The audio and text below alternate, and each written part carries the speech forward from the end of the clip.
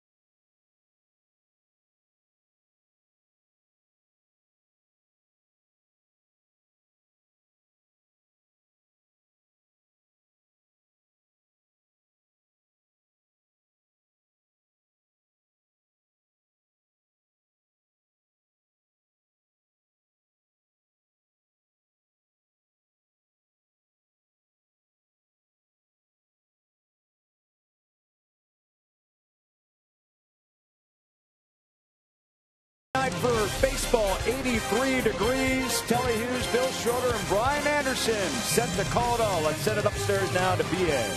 All right, Craig, thanks. As Kyle Loesch leads the Brewers out onto the field at Miller Park.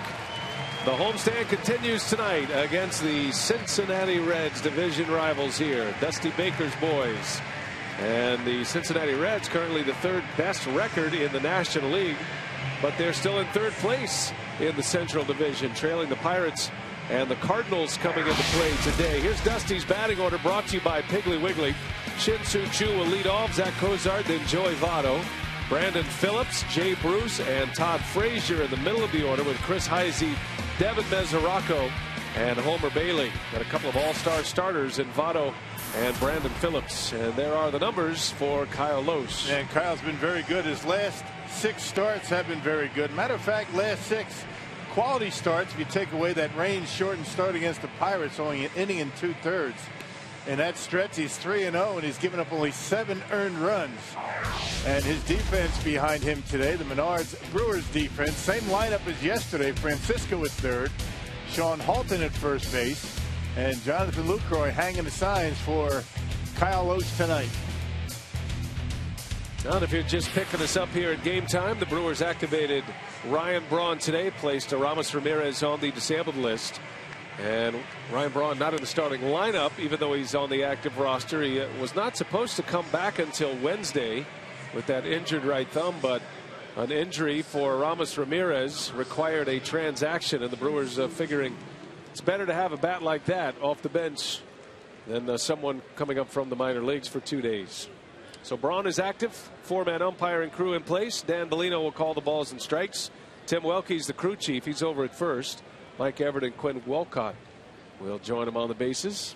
And the stage is all set for game one of this 3-game series. Kyle Loesch, the former Red, against Cincinnati here today, and Shin-Soo Choo will lead off. First pitch of the ball game, and a swing and a bouncer, backhanded by Halton, flips over to Loesch. 1 pitch, 1 out. And a good way to get it started for Kyle Loesch. Yeah, Sean Halton's been playing a pretty good first base, making his 5th career start over there for the Brewers. Well, Kyle Loesch, a very good job against the Washington Nationals his last time, but very unusual. He only had 1 ground ball out in that start. All the fly ball outs that he got in that game went 8 innings.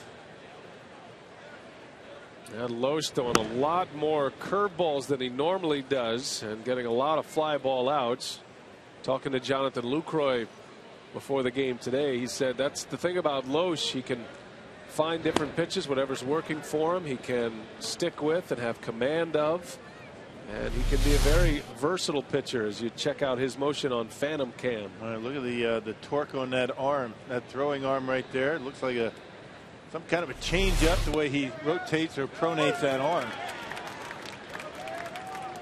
Yeah, that camera, by the way, is an incredible look, and going frame by frame into this game of baseball today. 5,000 frames per second. You can see things that you might never have seen. As Cozart sends it out to Logan Schaefer, 2 up and 2 down in this first inning. You can just see the strain on the elbow and the shoulder when a guy makes a throw like that. You just can't see that on a regular camera. A fun toy to play with here for the next couple of days. We'll get some great looks. If you were watching the World Series last year and you saw Hunter Pence break his bat and the ball actually hit the bat 3 times, well, that probably is typical what happens on a broken bat, but it's never been seen that way before, and that was that same camera that we have at our disposal the next few days. So we'll have some fun with it and show you some things that you might not ordinarily get to see.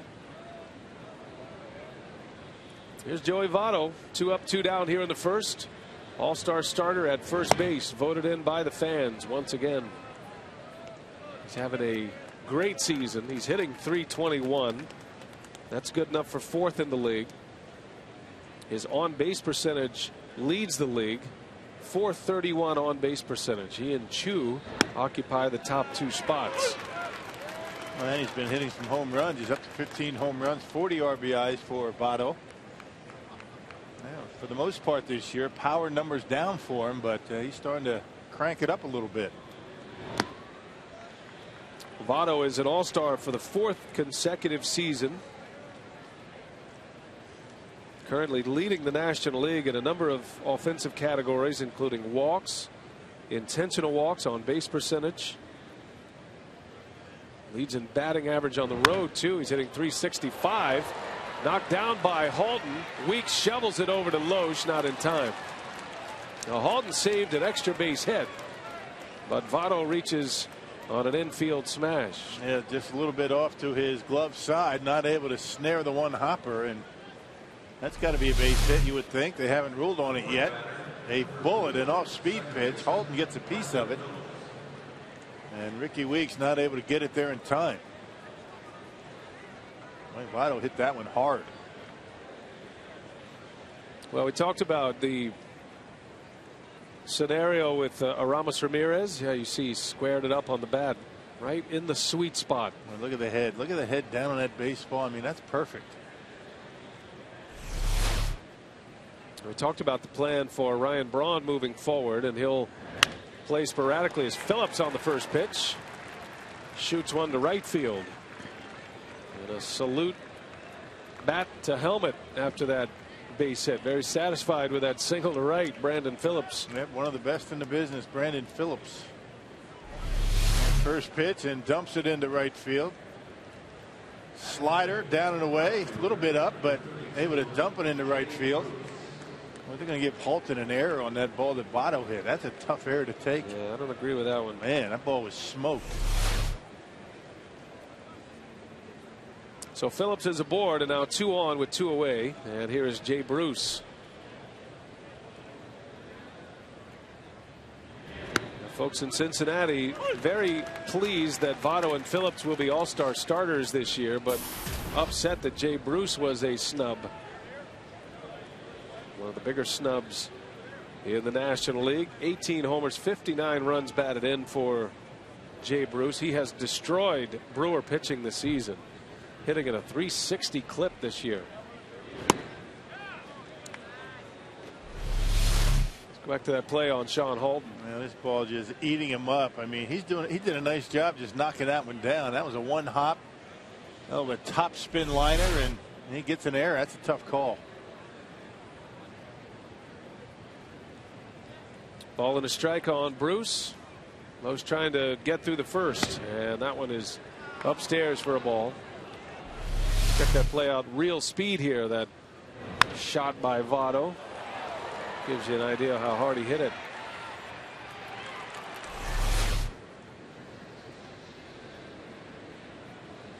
Halton back in his natural position at first base.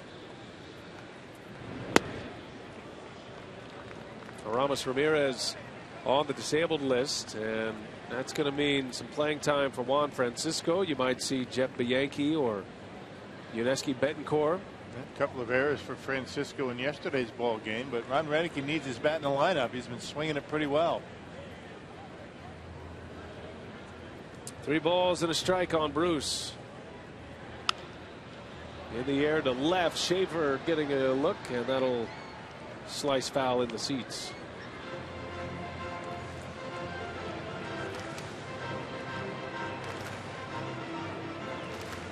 A Brewer killer throughout his career. 68 games, 54 runs batted in. Very impressive numbers.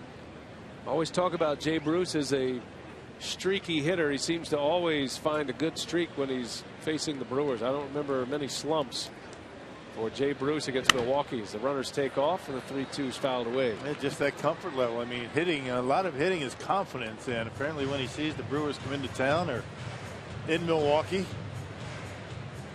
well, he seems to come up big. Of course, Miller Park's a good, nice hitting ballpark. Everybody says they can see the baseball well. Cincinnati not too bad either.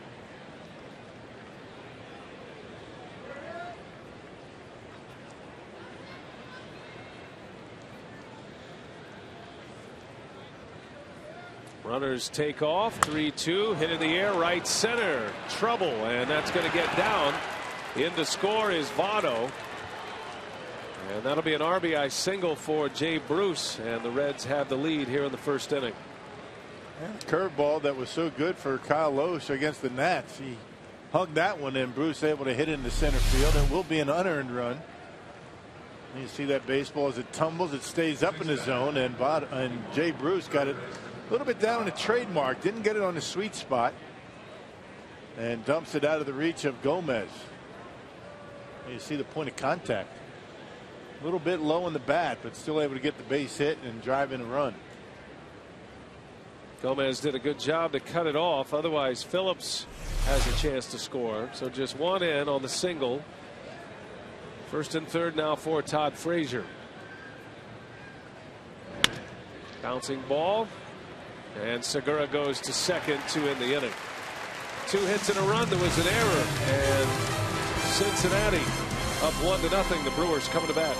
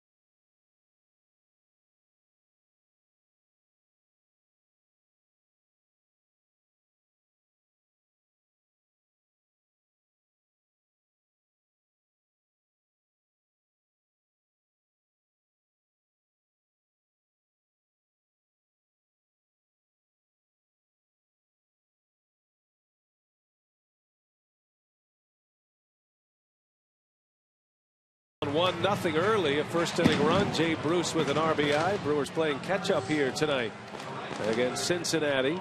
Renicky, a former Reds player back in his day. Piggly Wiggly batting order for Renicky tonight. Aoki, Segura, and Gomez. Lucroy, Francisco, and Weeks in the middle of the order. Sean Halton at first with Schaefer and Loesch rounding it out. Well, Homer Bailey starting to figure it out through his second no-hitter of his career. That was back on July 2nd against the San Francisco Giants. Only needed 109 pitches to no-hit San Francisco. The only base runner was a 7th inning walk. Now retiring 27 out of 28 for his second no-hitter. The first no-hitter of the season. Bailey threw the last no-hitter last season. He threw the 7th no-hitter of the year last year. So he has thrown the last 2 at 17 starts between the 2 no-hitters. And every time you throw a no-hitter, especially if you're a Cincinnati Red, you are holding up the mirror to history and Johnny Vandermeer, who in 1938 threw no-hitters in consecutive starts.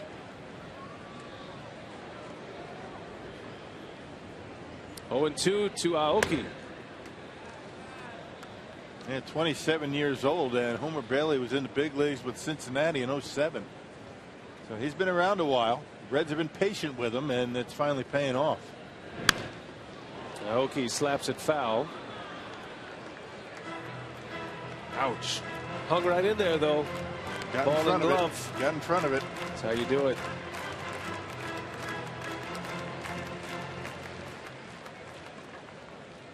Ball and 2 strikes on Aoki. Comes in batting .298, has an on-base percentage of .368. And an excuse me swing, maybe an emergency hack as he fouls it away. Let's check out the Menards Reds defense, the second best defense in the National League. They've only committed 40 errors. And surprisingly, Joey Votto has committed 10 of them.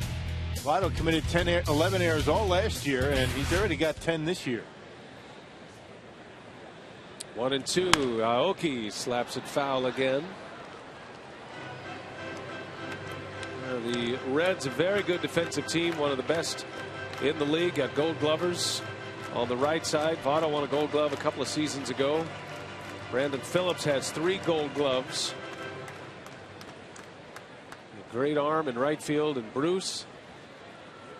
It's just an excellent ball club in Cincinnati, the division winners last year. As Aoki beats one into the ground, and Phillips hustles it over to first to get Aoki for out number 1. And I guess the big surprise for the Reds defensively has been Todd Frazier, who's done a pretty good job at third base. Cozart solid at short. Phillips, not too many better than him and Votto.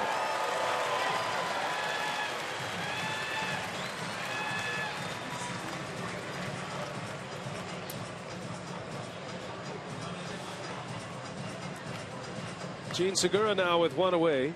By the way, they've made a scoring change, Rock, on the Joey Votto ground ball. It has been scored a hit, not an error. So that means a 3-hit inning for the Reds and an earned run on Kyle Loesch. Segura, first time All-Star. Well, what a moment for him, and he has a realistic chance to be the All-Star starter voted in on the players ballot. So if Troy Tulowitzki cannot play in the game, Tulowitzki was the fan vote, then Segura would become the starter through the players voting. Wouldn't that be something? He and Carlos Gomez, the 2 Brewers named to the All-Star team, both first-time All-Stars. And in a very down year, 2 bright spots this season. Segura muscles one into right field, a base hit. That's so much for that. Johnny Vandermeer, you're safe. The second batter faced for Homer Bailey, and the first hit of the night. Segura's had a nice year against Cincinnati. He's in our Lowe's home improvement, never stop improving stat. How about his year against the Reds, Rock? 400 batting average, a couple of home runs. He's scored 4 runs. Adds to it here with a base hit in the first inning. So the young shortstop doing a very good job against the Reds, and the Brewers have only won 1 of 6 so far against Cincinnati this year, but Segura has been playing well. Here's Gomez. He and Segura both in the top 7 in the league. Gomez is 7th in batting at .312.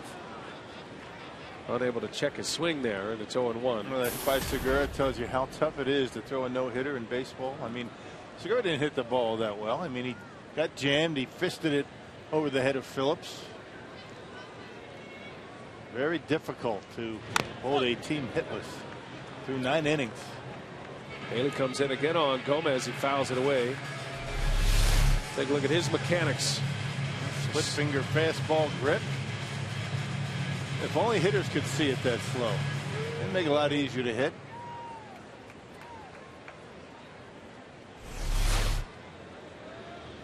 Throwing mostly fastballs in his no-hitter in the last couple of innings. And he has a terrific fastball with movement in the mid to upper 90s.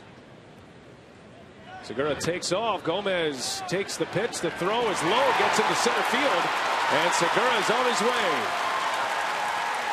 A stolen base and a throwing error. Stolen base number 27 for Segura. Ends up at third base on the E2. Well, it's usually Ryan Hanigan behind home plate, and he's at a throw percentage of about 50%. Hanigan scratched from the lineup. Mesoraco behind home plate. Not a very good throw, and Segura gets a stolen base and an E2 to get him to third. Well, you know, Ryan Hanigan was disappointed. You catch a no-hitter. He's caught both of Bailey's no-hitters, and then you're unable to go the next time out. A hand injury has set him back. That's why Mesoraco's in there. Infield and Gomez strikes out. Second out for Bailey. Fastball at 93. He hasn't gotten up to cruising speed quite yet. You wonder if he's going to have a kind of a no-hitter hangover here tonight. All the excitement and intensity of a no-hitter. Able to get that fastball, average fastball at best, right down the middle, and gets Gomez. So that'll relax the infield here. They back up to normal depth. And here is Jonathan Lucroy now with 2 outs. Reds scored a run in the first. Brewers trying to answer here in the bottom of the first. And a strike to Lucroy at 93 miles an hour. And that no-hitter on Tuesday, Bailey was throwing 96, 97 miles an hour in the 9th inning. Just bringing it. First no-hitter in Cincinnati since 1988. Lucroy sends that one deep to left. Forget about this one. A 2-run home run for Jonathan Lucroy. And one swing of the bat puts the Brewers on top.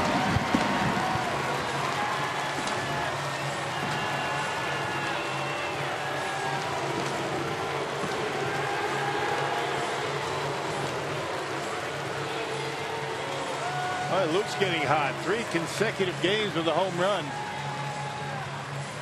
Responsible for the only tally in yesterday's ball game, a solo shot. A curveball for Homer Bailey and a 2-out dinger for Lucroy gives the Brewers a lead. Our Powerball home run count for Jonathan, number 11. He's on a roll. Yeah, he has found the home run stroke. So a quick deuce on the board for the Brew Crew. And Lucroy with 11 homers now, 48 runs batted in. He's been one of the most productive catchers in all of baseball. There's Juan Francisco, the former Red, takes a ball low. And just sitting back and identifying pitches very well. Talking to him before the game, I said, "You feeling good at the plate?" Just kind of shrugged his shoulders. Didn't want to say anything. You start talking about it, that's when it all comes to an end. I should have known better. Why ask? Yeah, you usually yell at me for going up to players and saying things like that. Yeah, well. See, I'm rubbing off on you. Yeah. Now, Lucroy has 46 RBIs as a catcher this season, and that leads the major leagues. So 48 RBIs total. 46 of those have come while he's been in the game as the catcher. So he's not one of the most productive catchers. He is the most productive catcher offensively at this point. And he got off to a very slow start. The month of April was not too good to him, and And slowly but surely been able to get those numbers up. Hitting over 270 now. And you talk about confidence in Jay Bruce against the Brewers. Homer Bailey has got to be wondering what's going on against the Brewers. He's 1-6 against the Brew Crew in 12 starts. And he walks Juan Francisco. So a 2-out walk after the 2-run home run. And a base runner for Ricky Weeks. That is hard to figure, the lack of success for Homer Bailey. I think a lot of the ERA numbers, the really bad starts, came early in Bailey's career. But still, just the one win in his career against Milwaukee. In mid-June, the Brewers beat him 6-0. Gallardo beat him. It's the only win for the Brewers this year. Here's Weeks with 2 outs. Ricky has a ton of success against this pitcher. For his career, Weeks has 11 hits and 24 at-bats against Homer Bailey. That's a .458 average. And 2 of those 11 hits are home runs.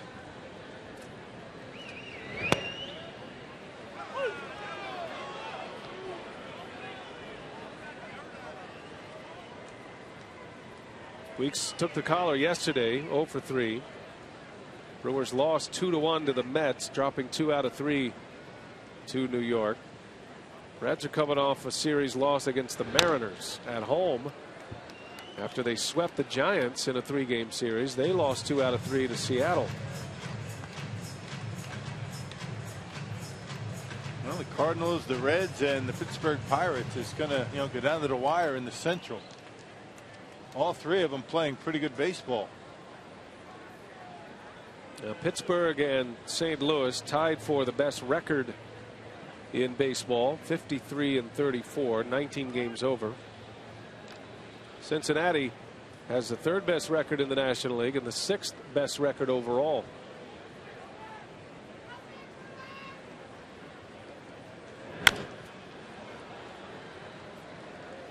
Could very easily see 3 teams from the same division in the postseason this year, with the 2nd wild card tier now in its 2nd season.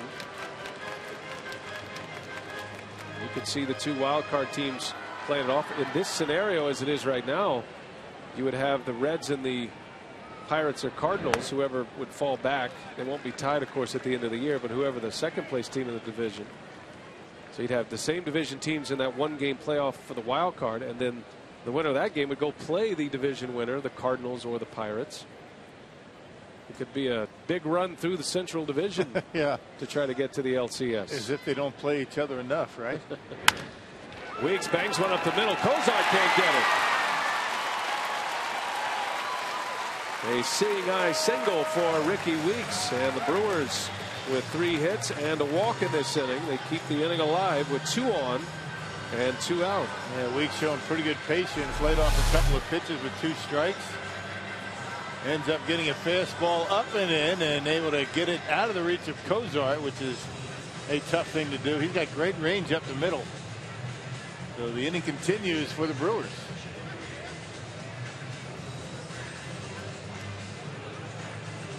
See where the ball hit the bat. Down on the trademark just a little bit. That's what we're talking about. You see that contact. When we say down on the trademark, that's exactly what we mean. I don't know what's cooler, the bat, the vibration of the bat, or the wicked hair for Ricky Weeks. That super slow motion. It gives you a good sense of that bottom hand leading that bat through the strike zone, and then right about at contact, that top hand takes over.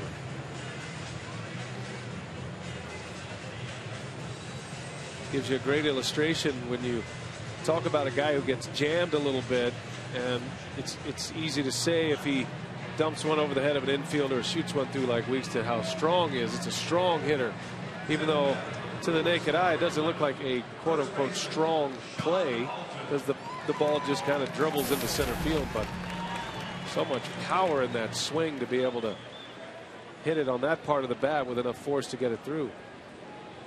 So here's Halton now with 2 outs and a strike to get him started.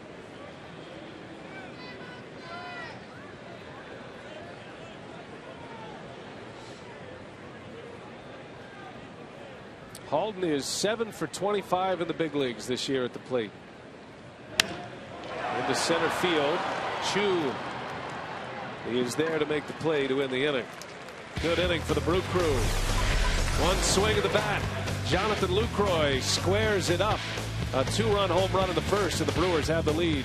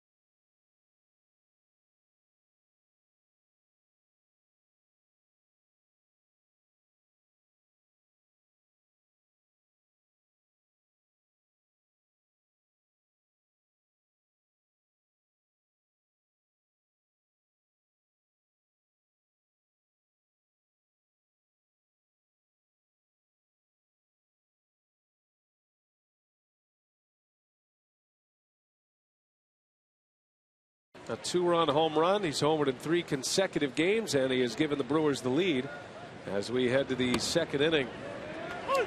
Strike from Loesch. Chris Heisey leads off for the Redlegs. Heisey, Mesoraco, and Homer Bailey due up. Bottom 3 in the order for Dusty Baker.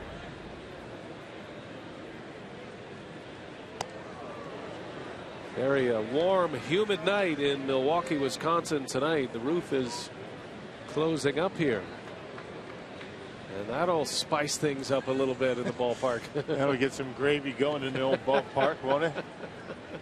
Yes, it will. Bouncer to third, Francisco.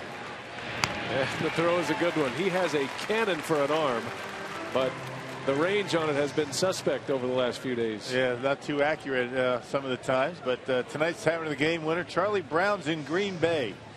They call the Brewers in the next 24 hours. Charlie Brown's gets 40 Miller Lite beer pen tickets to a Brewers home game this year. This offer courtesy of the Tavern League of Wisconsin and Miller Lite. Monday night here in Milwaukee. Brewers will play 3 against the Reds, and they hit the road to Arizona. 4-game series prior to the All-Star break. Strike one to Devin Mesoraco.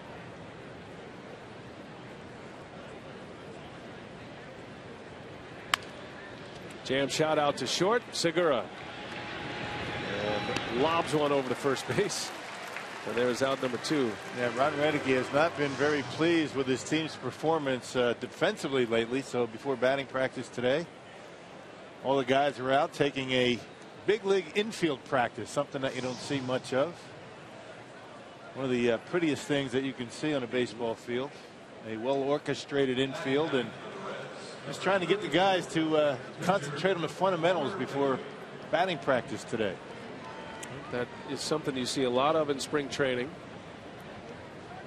And it's not that players don't get their infield practice. There's a lot of ground balls. As a matter of fact, you maximize the ground balls and the fielding practice during batting practice.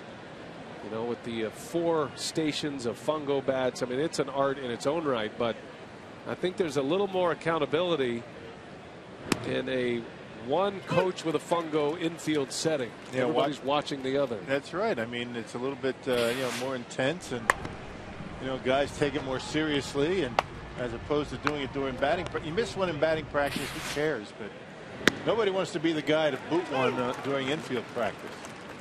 Catchers are throwing down to the bases, and it's a thing to behold. It's a lot of fun to watch.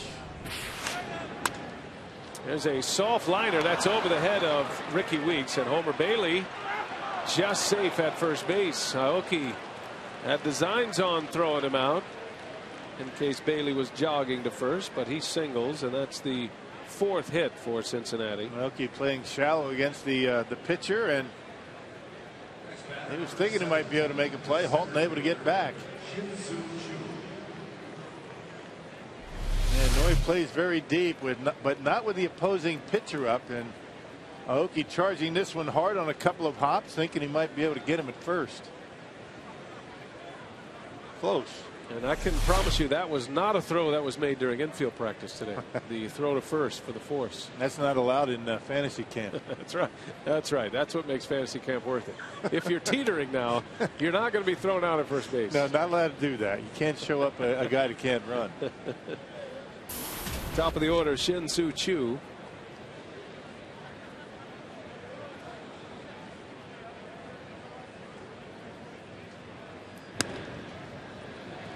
Back to the infield practice, the traditional infield with a coach in the middle and hitting to all positions.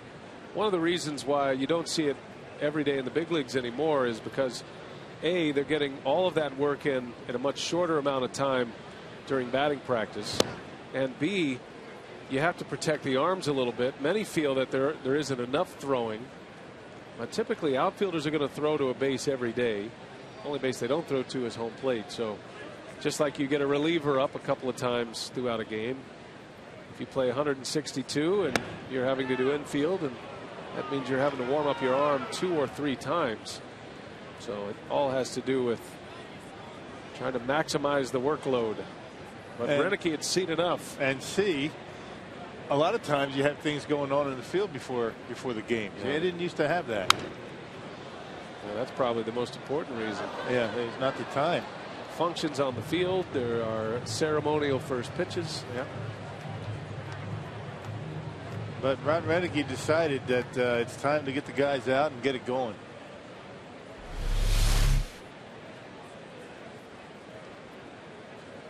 Glove does not move, does it? The ball closes the glove. Catcher doesn't actually close it. Bailey takes off and Choo fouls it away.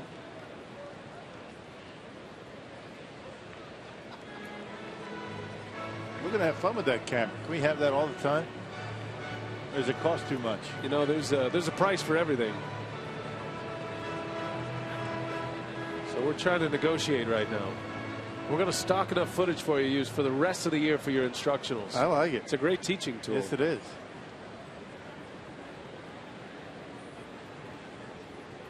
Full count, 2 outs. Bailey goes. Bouncer to first. And Halton will go to the bag for the out. Loesch, a shutdown inning after the Brewers get him a pair in the first. A scoreless second for Kyle Loesch.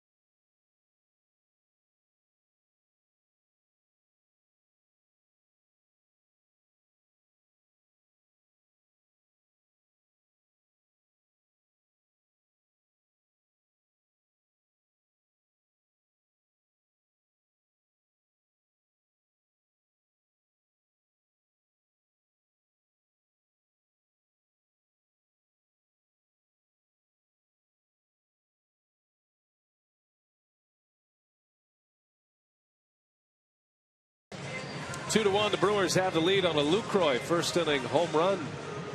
Hey fans, you can come out to Miller Park as the Brewers host the Marlins Friday, the day after the All-Star break. That's July 19th.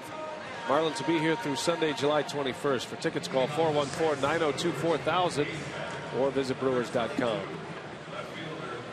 All-Star game coming up. Brewers have 2 more series remaining before the All-Star break. The All-Star game is Tuesday, July 16th, exclusively on Fox, 7:30 Eastern, 6:30 here in the Central Time Zone. And Gene Segura, better than average chance to potentially be a starter at the All-Star game.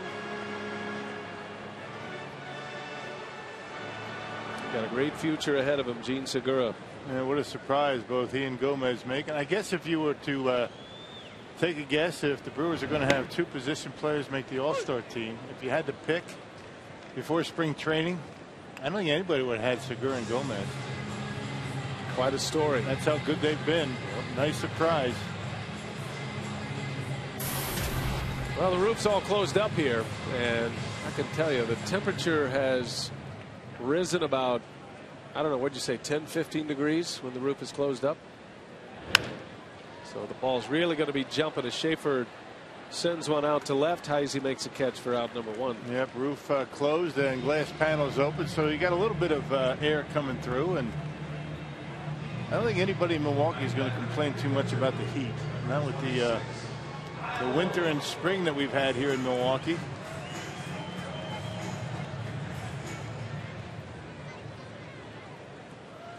Feels like summer.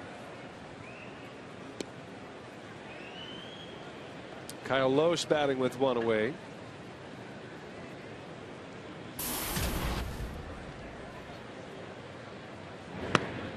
Bailey working at a much quicker pace here in this second inning. See that last fly ball out by Schaefer. Yep, once again down on the trademark a little bit. There's a little bit of a vibration in the handle of the bat.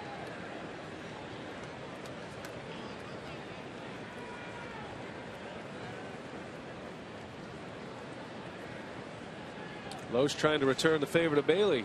Bailey singled off Loesch last inning, and there's strike 1. Loesch has 4 hits this year. He's 4 for 30.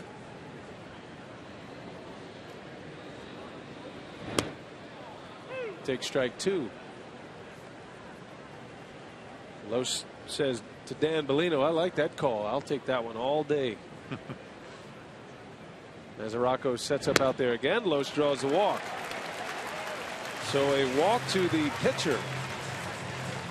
And a man on for the Brewers with 1 out. Back to the top of the order. And they're very difficult to have great stuff and great location back-to-back starts. Doesn't happen all that often, and it seems as though Bailey's fighting it a little bit out on this Miller Park mound tonight. Of course, that could turn around quickly.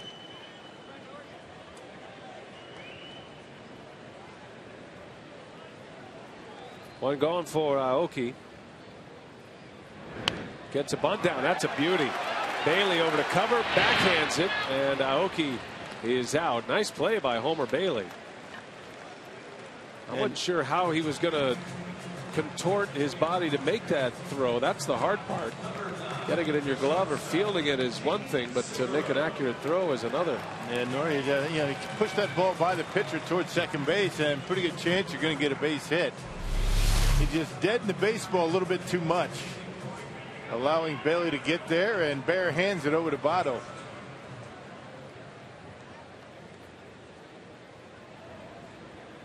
Well, it is the second out. But Aoki advancing Loesch into scoring position for Gene Segura.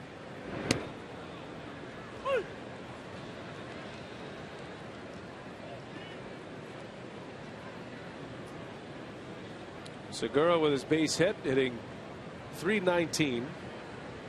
It's just behind Votto in the National League batting average leaderboard. 5th in the league.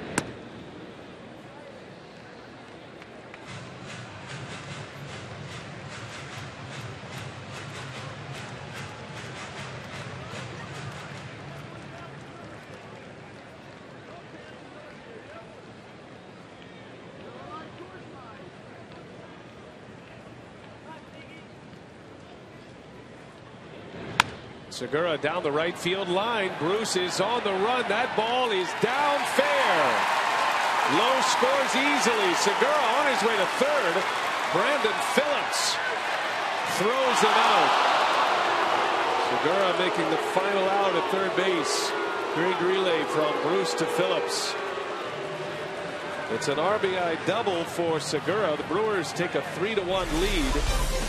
Maybe a little over aggressive to try to advance on those two arms.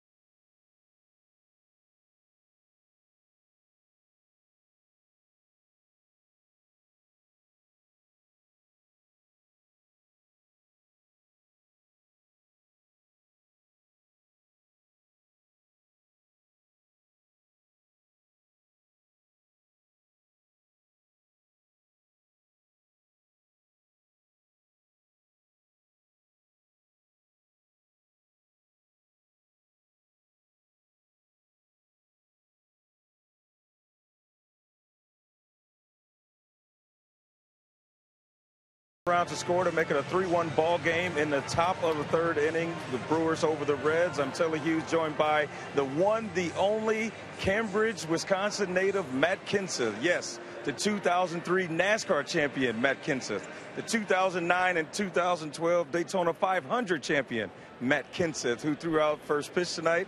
How was that experience for you, and do you always get up for things like that? You got me all embarrassed now talking about me like that. So the first pitch, it didn't hit the ground, so that was good. It made it over there. It was really slow and uneventful, but it made it to his glove without hitting the ground, so I was happy about that. So was your adrenaline pumping more for a race or the first pitch? Nah, more for a race. I just didn't want to look stupid out there. So, you know, but here's the thing. It could hit the ground. It could do whatever, and I've looked way dumber than that on the racetrack and done dumb things before. So it was fun. It was exciting. Actually, I hate to admit, but this is my first trip to Miller Park, so it's pretty cool to finally be here for a game. And you started stock car racing at 16 up in Madison? Yeah, around Madison. I grew up in Cambridge, which is about 20 minutes from Madison. Did all my short track racing around this area, you know, through the early mid-'90s before I moved down south to go NASCAR racing. And you'll be back on the track tomorrow here in Milwaukee. Talk a little bit about that and what it's all about. Yeah, we're doing a race out at the Milwaukee Mile tomorrow night, 6 o'clock. I think the main event starts. I think we qualify around noon. So there's over 80 entries for the late model race. Kyle Busch is racing there, Kenny Wallace. A bunch of guys came back to run that race, David Reagan. So it's going to be a lot of fun. There's a lot of competition there. It's, I think, important to keep racing at the Milwaukee Mile. It's a really historic venue, and we all want to see it stay around and grow and prosper. So it's an exciting race. Last year it was a huge race. It's going to be really competitive, so I'm looking forward to that. Well, Matt, thanks for your time. Good luck with everything, and I appreciate the time here. Hey, man, thank you. All right, that's Matt Kenseth, Brian, and Bill. I'm pretty cool right now. I'm hanging out with Matt Kenseth. Yeah, you're very cool. Tell me, just because you have a steering wheel doesn't mean you can drive. That's right. That is one of the great drivers who knows how to use that steering wheel, Matt Kenseth. Great to have him here, and we welcome him to Miller Park, his first visit to this ballpark.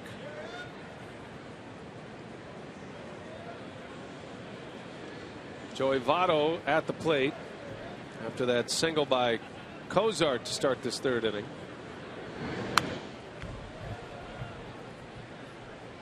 Votto with an infield hit and a run scored in the first. Former MVP leading the charge again for the Cincinnati Reds. This is a tough lineup to get through. They're without their catcher tonight, Ryan Hannigan, I should say, who is out with a hand injury. Votto, did he go? No, he didn't. Able to check his swing. Yeah, Votto, one of the most disciplined hitters in all of baseball. Very rarely, if ever, does he ever offer a pitch out of the strike zone. He'll take pitches until he gets the one he wants, but then late in the ball game he will ambush a fastball. Leads the National League in walks with 62. Leads the league in walks and on base percentage.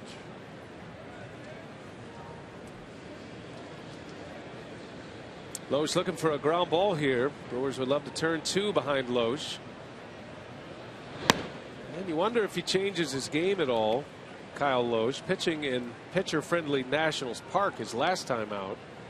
Ton of fly ball outs, and it was as if he was pitching to the ballpark a little bit. More curve balls, fastballs up in the strike zone.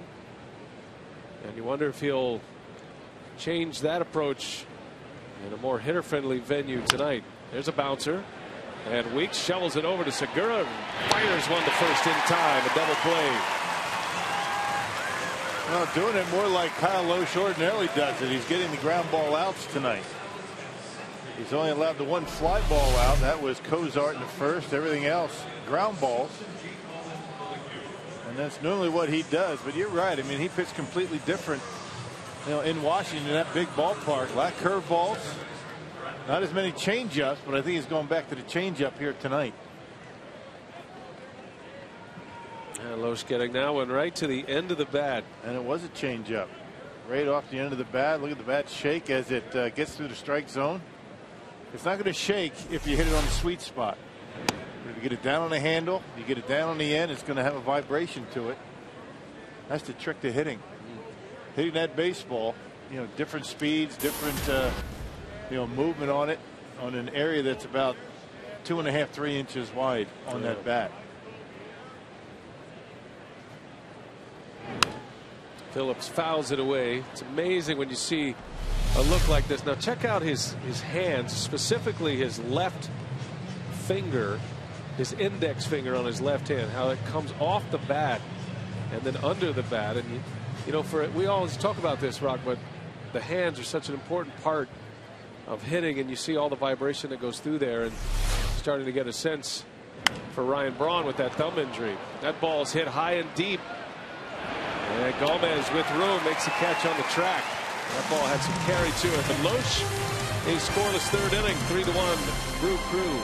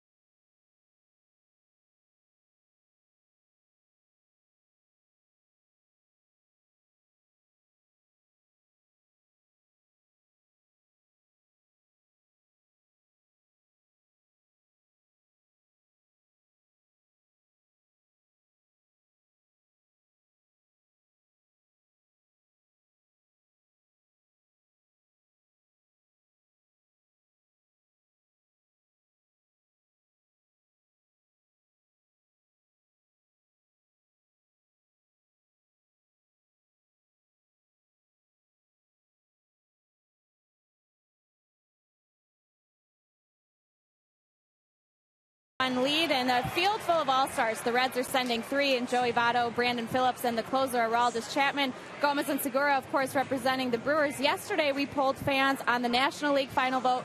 Tonight, we're asking you about the American League, so fans can tweet us at FS Wisconsin with who they think between these 5 relievers.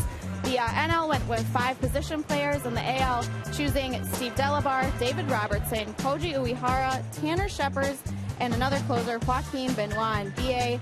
We don't get a chance to see a lot of these guys, but interesting that the National League went 5 position guys, and the American League choosing between 5 relievers. And the 2 managers as Gomez bounces out on the first pitch he sees. Now the 2 managers, Jim Leyland and Bruce Bochy of the Giants, the all-star managers, they get together with baseball and they basically come up with that list for themselves. Now Bochy, I felt, I don't know how much you've discussed this, Rock, but yesterday it was announced that Bochy put the position players, one of his own players in Hunter Pence in the final 5, Freddie Freeman, who is having a great year, but the guy that everybody's talking about is Yasiel Puig. Right. And whether he deserves to be there or not, Bochy essentially just said, look, if the fans want him there, they'll vote him in. He kind of put that on the fans for that final vote. Leyland, on the other hand, wanted bullpen help. Now Leyland only had 7 picks. Bochy had 9 picks. So Leyland, one of Leyland's picks was his own pitcher in Justin Verlander, who I'm not sure is going to be available. So I think he wanted to make sure he was covered, not just with closers, but setup relievers. And I'm sure David Robertson, who's one of the best setup men in the game, setting up for Mariano Rivera, would be the favorite in that category. You see, these managers take this game a lot more seriously than they did in the past. I like that. And whether you agree with, the philosophy of, it means something for the World Series, but think about what these guys are thinking about, going forward into the All-Star game. It never was like that before. They didn't really care. It didn't matter. It didn't mean anything, just an exhibition, but it means something now, and they're putting some time into it. And I like that. I do. I think fans enjoy the fact that these managers, National, American, are going to really manage the game to win. And the 2 areas that you now see in baseball all-star games that you never used to see, utility players like Ben Zobrist and setup relievers. It used to be if you were a setup man and you made it to the all-star team, that was unheard monumental, and it really didn't even start until the game started to count. It's all closers. It used to be all closers. Yep. Starters and closers. Yep. 2-2 to Lucroy. And he lines one, caught at third by Frazier. Only 2 hard hit balls by the Brewers, Gomez, Lucroy. Gomez caught a bad break. The ball hit the mound, came up, and allowed Phillips to get there. And Lucroy gets this one down on the end a little bit, and that gives Todd Frazier time to get over.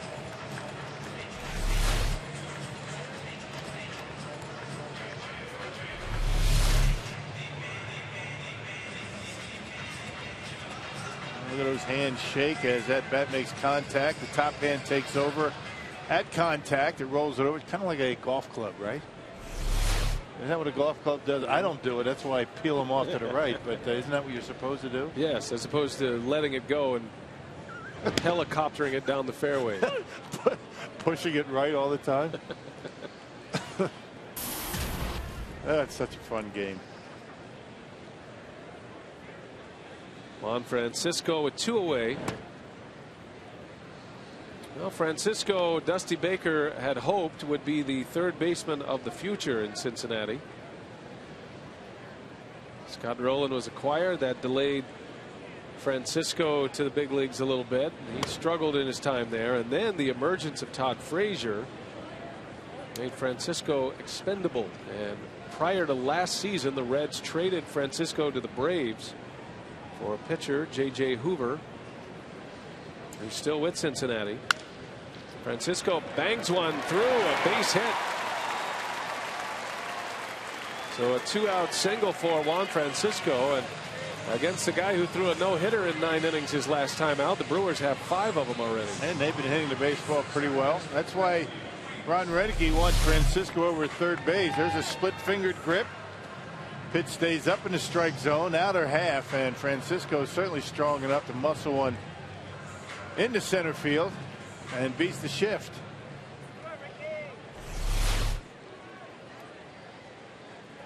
Base runner for Ricky Weeks. with 2 outs, 3-1 Brewers. And Weeks into right center. That's going to get down. And now we'll watch Francisco on his way to third. And he's going to try to score. Phillips throw to the plate, up the line. Francisco scores. Weeks into third. 4-1 Milwaukee. Brandon Phillips threw a little bit off the mark. It was on the money like the one he threw at third base last inning. Francisco would have been out. The Brewers getting some mileage. Ricky Weeks able to dump one into right center. Give him a double. He goes to third on a throw and an RBI for Weeks. So 2 outs, nobody on. Base hit double by Weeks, and the Brewers add to their lead. And with 2 outs, Ed Cedar going to send him every time, and it was pick up a 2-out run.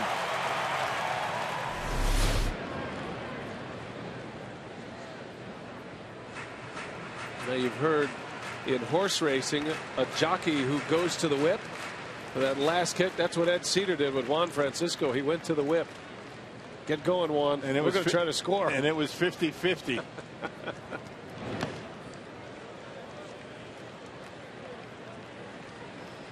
That would have been a heck of a collision between Mesoraco, who's no little guy either, and Juan Francisco at home plate. Huffin and puffin is Juan Francisco. Scores from first on a double to right center. Weeks advancing on the throw. He's at third with 2 outs. Brewers lead 4-1. And Halton, high fly ball, slicing. Bruce a long way to go, and that's in the seats. Not a whole lot of foul territory down that right field line. Well, Chu's throw into the infield, a good one, and that Brandon Phillips throw up the line a little bit. Francisco scores. Weeks into third base. He cut that bag pretty well. He didn't really take a lot of extra time getting around the bases, and for a big guy running that far, he cut that bag pretty sharp.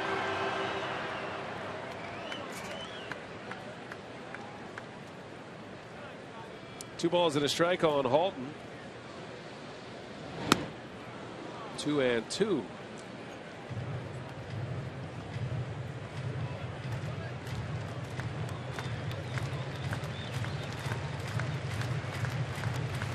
Halton's held his own in the big leagues at the plate. His batting average right now is .269, and that's not bad. But Halton has hit the ball very hard. He had a number of line drive outs in Washington. Gets jammed here, and that's easy enough for Votto to end the inning. But the Brewers score with 2 outs, get back-to-back hits. RBI double by Weeks, scores Francisco.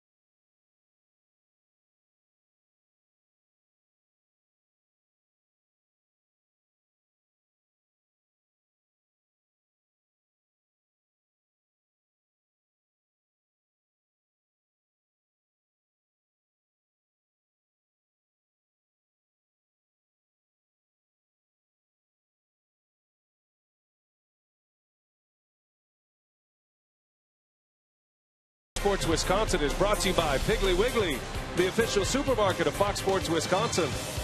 By Ho-Chunk Gaming Wisconsin, your ticket to more. And by Marshfield Clinic. Don't just live, shine. Beautiful shot downtown. See the Art Museum. Ricky Weeks on RBI double. And the Brewers have a 4-1 lead as we play in the 4th inning now. Kyle Loesch is back out there. And Jay Bruce, first ball swinging. Bouncer to Loesch. And in time for out number 1. 1 pitch and 1 out. Nice to see Matt Kenseth in the booth. Huh? Having a good year. 4 wins already on the NASCAR circuit.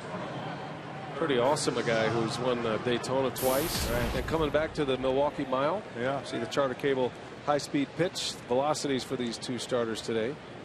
Good for him to come back home, and right. It sounds like a great race tomorrow night. Be some fun out there at the Milwaukee Mile, which is not too far from here on the fairgrounds.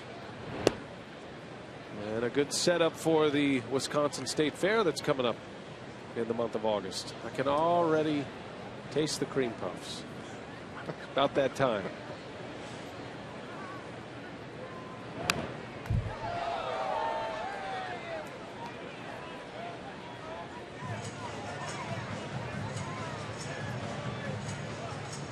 Todd Frazier with 1 away. He grounded out to short his last time up, and he hits another one over there. 2 outs. Out of ground ball out for Loesch.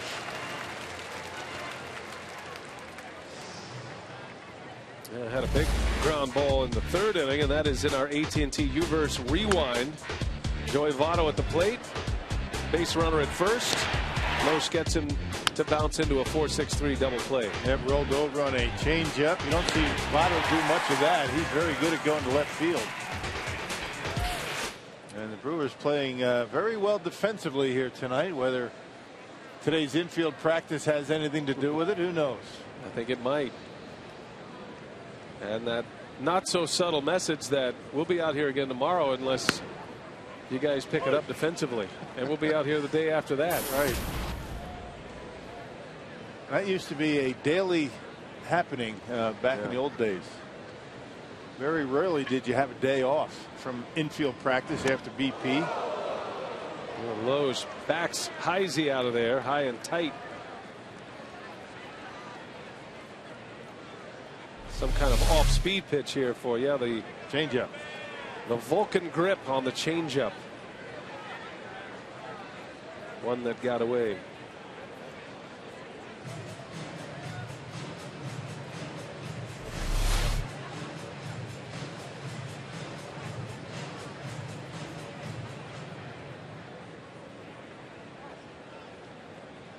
One ball, 1 strike. And Heisey sends that one to left. Pretty well hit. Schaefer on the run. And it's gone.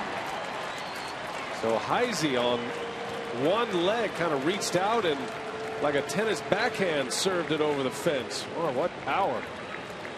4-2 Got Milwaukee. knocked down on a changeup up and in, and the very next pitch knocks it out of here.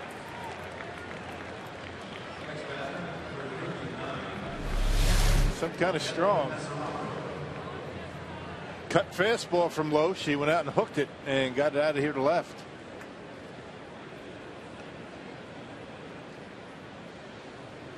Right at you.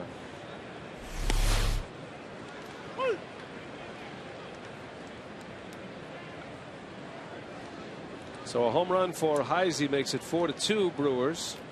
Red scored a run in the first on a hit by Bruce at RBI single.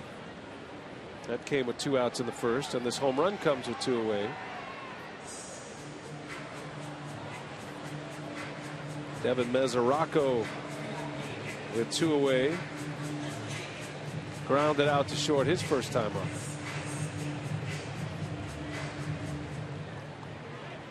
Jeff out there on the left field cam, hanging right in there. You don't want to be flinching when you're standing on a tower. No, dangerous. But you don't want to have the camera break either. I mean, you got to kind of throw your body at it, at the baseball. You got to protect the camera. That's where all the money is.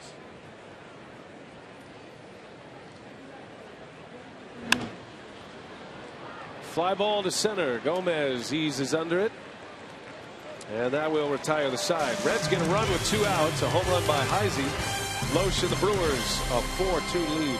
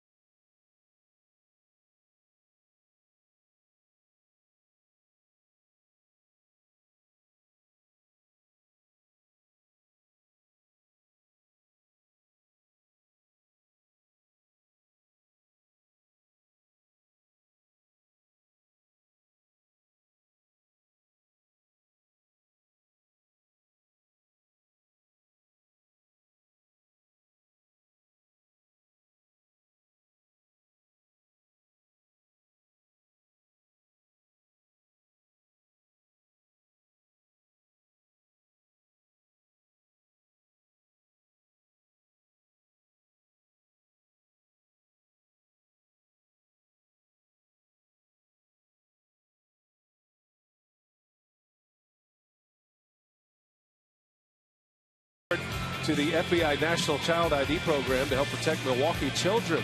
Weeks has been recognized by the FBI here in Milwaukee, FBI National Citizens Academy Alumni Association, and the Society of Former Special Agents of the FBI for his contribution to child safety. 15,000 child ID kits will be distributed to children in this community. Weeks understands the importance of investing back to the community, and 15,000 children will be safer due to his efforts. Say hey to the Greenwood High School baseball team, the state champions. And yes, you do get on Fox TV. Check off that final list. Central Wisconsin, they were here before the game. And they were announced and honored before this game for their state championship. Good to have them here from Greenwood.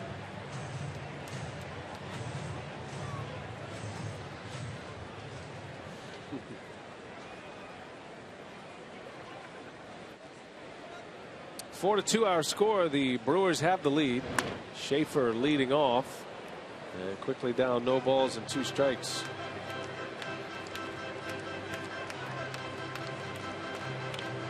Brewers will play tomorrow night again. Second game of this series. Pitching matchup tomorrow is going to be Willie Peralta and Tony Cingrani. Talented young left-hander. And then the finale of the series is on Wednesday. Johnny Helwig is going to get another shot against Mike Leake. That's a day game Wednesday. Matinee at 1:10. We'll be on the air at 12:30. So that'll wrap up the first half home schedule. And 4 in Arizona, and then the Brewers get 4 days off for the break.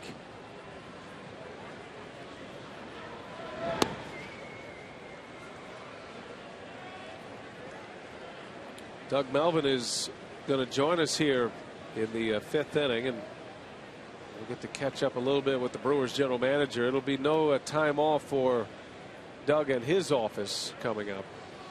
Trade deadline approaching at the end of July. Schaefer, a little soft pop up in the infield, and one gone here in the Brewers 4th. We check in with Telly. All right, BA, we want to remind fans for just $18, join Crew HD and get a ticket package that includes a Terrace Reserve ticket to select Brewers games and 1 adult admission ticket to the Harley-Davidson Museum. For tickets, visit brewers.com/HD museum. Here's Kyle Loesch. Thanks, Telly. Takes a strike from Bailey.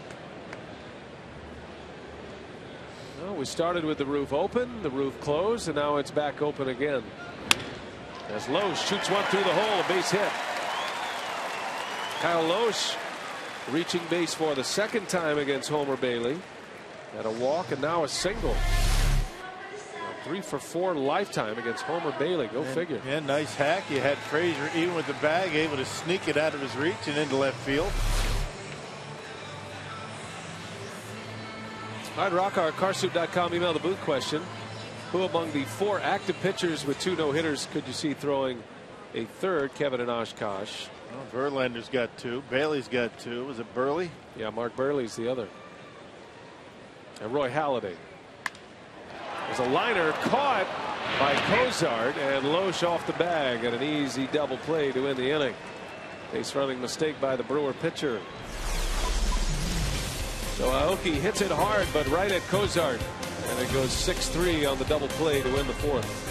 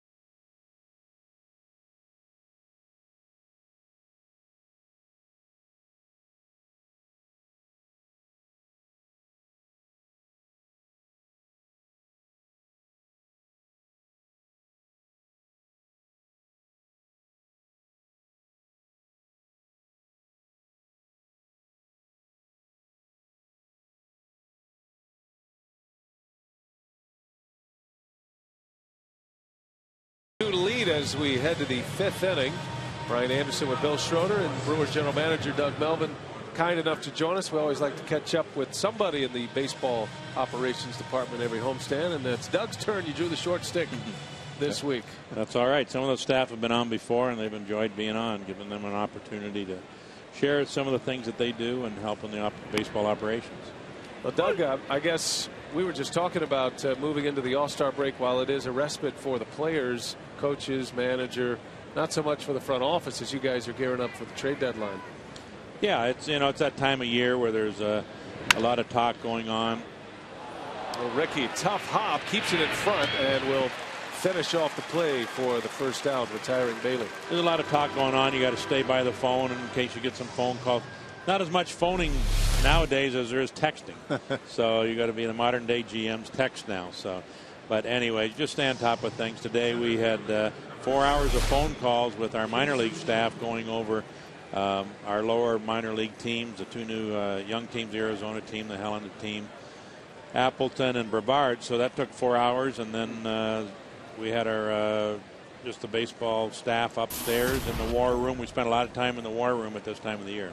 Have you ever consummated a trade on a text message? No, but Gord did a couple years ago with Oakland, and he was so proud of himself. It was the first trade he ever made by text without ever calling the other team, and they never called him and he never called them, so he was pretty proud of that. It's got to be like you think you hear about these FBI seminars for negotiation and looking eye to eye. You're a great negotiator. Yeah. And text messaging, you got to work on the language a little bit, I assume. Yeah, I think you do. I don't know how you show your emotions on a text, but Here's another one for Ricky Weeks, out number 2. When you, for think about the trading deadline, you got to go back to last year, that trade that you pulled off, got Segura and Hellwig and Ariel Pena. I mean, the success like that in a trade at the trading deadline kind of inspire you to maybe do it again? Yeah, I think you just have to, know where you're at the ball club. I think maybe some people might think and expect, we make a trade because of us not playing as well this year. But, I read a comment from someone that sometimes the splash is exciting, but then reality sets in a little bit later. So you just got to make sure you make the right trade. You just don't make a trade to make a trade. But I don't think we have any people that can question that we don't make trades. We've made a number of them and a lot of them, and you still have to have the view that they have to help your ball club. 3 up, 3 down inning. Can you stay another half inning? Sure can. Doug Melvin will continue on with us as we head to the bottom of the 5th.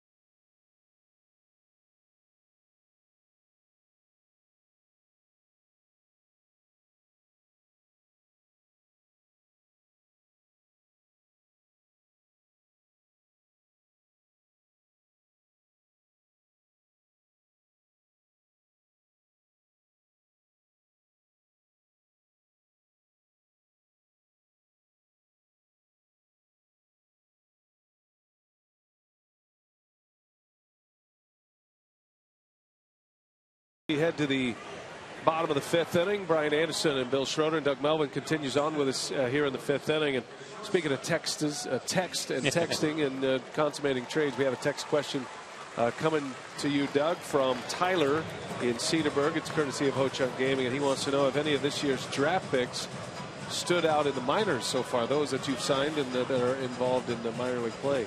Yeah, well, the important thing about the first year players is to go and let them play and not let them get caught up on their statistical, the statistical part of the game, because there's so much for them to learn. One of the most important things they're learning is that they're playing every day.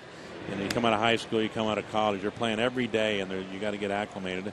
Devin Williams had first couple outings were very good. His last outing wasn't so good. And Newhouse, the young infielder, our 2nd-round pick, started off real well. The last few days he hasn't swung the bat, but then we don't worry about that because you just let them go play. We really don't have them make a lot of adjustments their first year either. That'll take place in instructional leagues. So it's just getting accustomed to professional baseball, the nuances of it, the conditioning part of it, the day-to-day activity. When you're down in Arizona, you're up at 7 o'clock in the morning. I don't remember a lot of baseball being played at 7 in the morning, right. That's another thing they have to get used to. All right, let's shift gears. Let's talk about Ryan Braun. You activated Ryan Braun today. Ramirez back on the disabled list. Talk a little bit about those two guys and where they're at right now. Yeah, well, we would at some point we want to have them both active, and that's the frustrating part about the injuries and missing Corey Hart and Ramos and Ryan. The three of them last year hit 98 home runs between the three of them. But Ryan, will obviously come back, and whether he gets in and plays 9 innings, Ron will have to manage that with Ryan and how he's feeling and that. He says he's feeling real well. And Ramos, we're going to try to take advantage of the 4 days off at the All-Star break. We were hoping to keep him on, maybe pinch hit, give him some rest when we went to Arizona.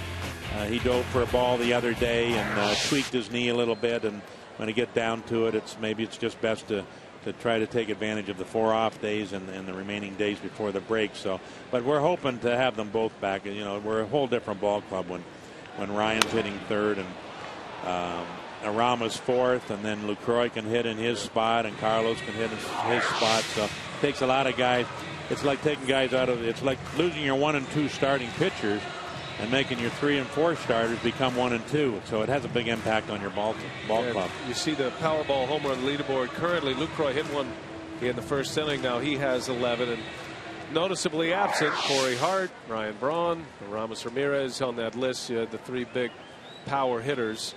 And you talked about patience with the draft picks, Doug, but as you evaluate the season and it has not gone well, and you start to look forward now, I'm sure patience is something we were just talking between innings that you have to really pay attention to, because you have a lot of guys that are coming back under contract, and then you're weighing that versus trade. So where are you right now as far as the trading right now that might happen with the Brewers, and what your perspective is from the general manager seat?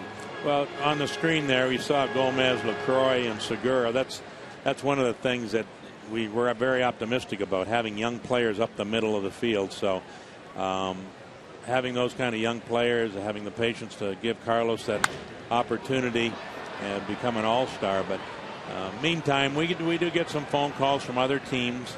Our pitching is probably, everybody says, has been our problem this year, but there's people that are asking about our pitching. So, but again, they make their phone calls. We gauge their interest, but any trade that we make, we still hope to have the trade that would improve our club either now or immediately in the next year or two. So it's a little bit touch and go because of the injuries, our performance. I can't defend some of the things that have gone on. We haven't made some plays at times. Maybe we haven't run the bases the way we should have. Those kind of things that we have to get better at as a team and that. But I still think there's enough talent here to have a team that can compete once everybody's healthy. But that's the thing. We went into the off season. We wanted to improve the bullpen. We were last in the majors in bullpen. We're third in the majors in the bullpen now. And we knew going into the season that we couldn't afford any injuries to any key players, and we had to have some performances from a couple players that maybe didn't expect it. We got that in a Gomez and Segura, but we didn't plan for the injuries to key players. You can afford an injury to certain players. Maybe you have some depth in that, but 1 and 2 starting pitchers, which we haven't had the injuries to, but the 3 and 4 and 5 hitters in your lineup. Not an excuse. Not an excuse. I can't defend, the way we have played in some of the parts of our game. But there's still a lot of talent in this organization. We have some young pitching coming along. Taylor Youngman's been outstanding. Jimmy Nelson outstanding. David Goforth, Brooks Hall. We got some young pitching that's probably within the next 2 years, 3 at the very most. They're close. That can and Johnny Helwig, he'll get his feet on the ground. We're looking at Homer Bailey, who was 0-6 with a 7 ERA his first year in the big league. So there's a learning curve there. So. But I do have to be open to any kind of trade opportunities, again, that can make our club better. We're not going to make trades to necessarily move money. We don't have to do that.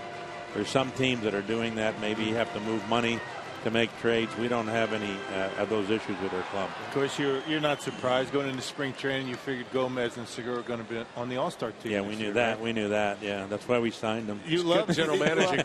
Well, you love when you give a guy a 3-year extension and he makes you look good like that. I mean, Gomez has been tremendous all season. Yeah, he's been very good. If you look at Carlos's numbers from last year till now, a full season, they're pretty impressive. At this time last year, Carlos Gomez only had 92 plate appearances.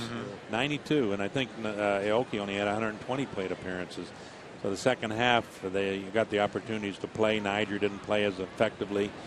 Carlos went out there, and Ron gave him the chance to play every day. We said we need to find out what he can do, and he capitalized on the opportunity, and that's what it's about here. Sometimes we bring players up from the minor leagues, and you got to capitalize on it. You may not get 3, 4, 5 opportunities. So when you get that opportunity, you got to jump on it. Donovan Hand's done that this year, and Donovan has not been on the roster, been a big league cat, a good spring, but he's capitalized on his opportunity. And younger players, sometimes they're not going to get 3 and 4 chances. So when you get that 1 or 2 chance, you got to jump at it. Carlos Carlos is a perfect example of don't give up on tools, and that's from the positional side. You don't give up on them. You try to exhaust all your efforts. It's the same as with a good arm, like a Johnny Hellwig, a good arm. You don't give up on those kind of arms because they can come back and haunt you later on. Concerning Johnny Hellwig, he'll get another start here on Wednesday. And what's the discussion? What's the balance between having a guy, work some things out in the minor leagues off this very bright spotlight at the major leagues versus bringing a guy up, letting him work through some things here in the major leagues? He has some mechanical things to develop, and he's a great talent. But how do you make that decision specifically with Johnny Hellwig? Yeah, you look at what he's done in AAA, and he had one of the best whips in the Pacific Coast League. There was only 9 pitchers in the Pacific Coast League with ERAs under 4, and he had an ERA at 2.8. He and Sonny Gray, Oakland A's right-handed pitcher out of Vanderbilt, were the top 2 pitchers in the Pacific Coast League. And his whip was one of the best in the league, too. Lucroy sends out into left field. Heisey runs it down. And Segura is going to have to scamper back to first base. Lucroy has hit the ball hard all 3 times up, just 1 hit to show for it. And there is out number 2. One of the things with Johnny Hellwig is we have to catch the baseball for him. In this ballpark, we've talked about fly ball pitchers in this ballpark. It could hurt them. It could hurt the ball club. We have Johnny Hellwig. We have Willie Peralta. We have Jimmy Nelson. All guys that are good sinker ball, good ground ball pitchers with good power stuff. They got power stuff, but they're ground ball pitchers, and they can keep the ball in the park. But we're going to have to catch the ball for them when they're pitching. Sometimes their pitch counts may get high, but that's all a learning process here. So, you look at the player. Is he mature? Is he working on things? Yes. Is he working on things up here? Yes, he'll be doing that. But the most important thing when you got guys that aren't going to be big strikeout guys, they're going to put the ball in play. And that's what we want to teach our pitchers is pitch to contact. How many times you heard a pitching coach say, throw strikes, pitch to contact, let your fielders get involved in the game. That's Johnny Hellwig. That's Willie Peralta. That's going to be Jimmy Nelson. And but if that's the case, then we got to catch the ball. Visiting with Doug Melvin, Brewers GM, as Francisco dumps one into left field, a base hit. And that's another one of your projects, Doug, picking up Juan Francisco. A couple of organizations. He wasn't able to get the job done, but he's 25 years old, and he's showing signs of swinging the bat pretty well. Yeah, I was told that he did a lot of work with David Ortiz in the offseason in the Dominican Republic, and Ortiz had spent a lot of time with him. And David Ortiz had told someone he sees a lot of similarities in him. I don't think he's going to be David Ortiz, but there are some similar careers there. David Ortiz started with Seattle, then he went to Minnesota, then he went to Boston, and he was 26 years old when he finally got that opportunity in Boston, and his career blossomed. And I don't know if there were issues in Seattle to Minnesota, but his third team, and Carlos Gomez, who's a good friend of Francisco's, they had a conversation when he first came over here and said it was his third team before it clicked. And so this is Juan's third team. We're going to keep our fingers crossed and hope it's clicked. We are seeing some signs. Excuse me. He's got big power. He could fit this park. He's taking more walks than what he has in the past. He's learning to play first base. He only played 3 games in the minor league, so we've asked a lot of him. But again, it goes back to what I talked about before. You get an opportunity, try to capitalize on it, and right now he's getting this opportunity. He's got a walk and 2 hits tonight, Juan Francisco. A couple of guys to bring up that are off the radar right now because we haven't seen them all year, but Corey Hart and Matt Gamble. A lot of people forget about Matt, who had the second knee surgery, the second tear of the ACL this spring, and a couple of guys you were maybe counting on at first base. What's the status on these 2 guys right now moving forward as Brewers? Yeah, we'll just have to wait till the end of the year and evaluate them from a medical standpoint. And people really look. Taylor Green would have gotten a lot of playing time at first base also. So we went 3 deep with injuries at first base, and not something we thought about or was going to happen, but it did. And then we've scrambled all year to try to replace Corey Hart's numbers, and we just haven't been able to do it. And in fact, our first base production is really down. I think it's one of the worst, maybe 30th in Major League Baseball. So it's an area that we've tried. I think we've had 12 different first basemen. I know we lose a player like Prince Fielder, and sometimes it takes time and time to. Corey Hart replaced him, but I went through it in Texas when, and I had left Texas at the time. But trying to replace Pudge Rodriguez in Texas, gone through a lot of catchers. I've been through it before. When you lose a Hall of Fame shortstop like a Cal Ripken, it took a number of years to try to find that shortstop, or when Robin left, and whatever. Sometimes it takes years to replace that position when you lose that kind of a caliber of player. But we thought Corey Hart would have been a great fit there. It's just unfortunate with these injuries that he's had to his knees. So we got our scouting staff. We're back out hunting, and we do have Hunter Morris in AAA. He's got 17 homers. He's walking more this year, working on his defense, and he's still one of the better power hitters in AAA. And this is his first year in AAA, so another guy that you don't want to give up on, and we're not. We think he's got a chance to play in the big league. He's left-handed. He's got power, same as Francisco, and that's a position that you'd like to have. You'd like to have some power, especially in this ballpark. You can see in this ballpark that left-handed hitters can hit the ball out pretty well anywhere in this park. Well, no, it hasn't been the season that you were looking at, and high expectations coming in. But as the runners take off, and a bouncer to Phillips, that will end it. But I'll tell you, you guys are optimistic, you're positive, you're moving forward, and it's been refreshing to see. So hopefully we'll be able to see more of that. We actually have timeout on the field as we are all ready to throw the break here, and there's something going on. Catcher's interference? Catcher's interference. It has to be. I mean, it's the only thing really. If the base runners stay put, if Ricky Weeks gets first base, I mean, that's what it has to be. So the runners will advance. Devin Mesoraca flipping his hands up, saying that that must have been the call. No, Ricky's coming back to hit. Coming back, okay. They called a balk. Maybe it's going to be a balk, I believe. You're right, Doug. So a balk call. I didn't see the home plate umpire call it before the pitch, but obviously someone did. Let's see if we can pick it up here. Bailey probably doesn't stop. I'm not sure where you see a balk right there. It looked like he stopped a little bit with his hands, and sometimes when a pitcher just brings it up, brings it right down, and goes to home plate, you're going to call a balk. But I didn't see that. Ricky Weeks gets another opportunity on a 3-2 count, 2 outs, and now runners at second and third. But anyway, Doug, as I was saying as we were going out there, that you guys, you talk to all the baseball personnel, you guys are moving ahead, looking forward to what you can do as opposed to what has happened in the first half. We try to be optimistic. We have to be. It's the best way when you're involved in a game that's got so many negatives to it. But we also know that there's a lot of hard work to be done, and we know that's ahead of us. We got a lot of challenges ahead of us.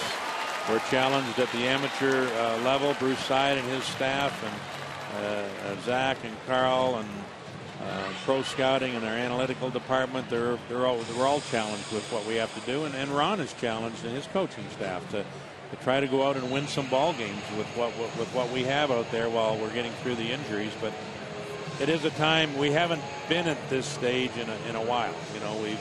We didn't play good baseball last year at the first half of the year, and we had a great second half in that. But we haven't been out of it this early, so it's something new to us that I've been through it before.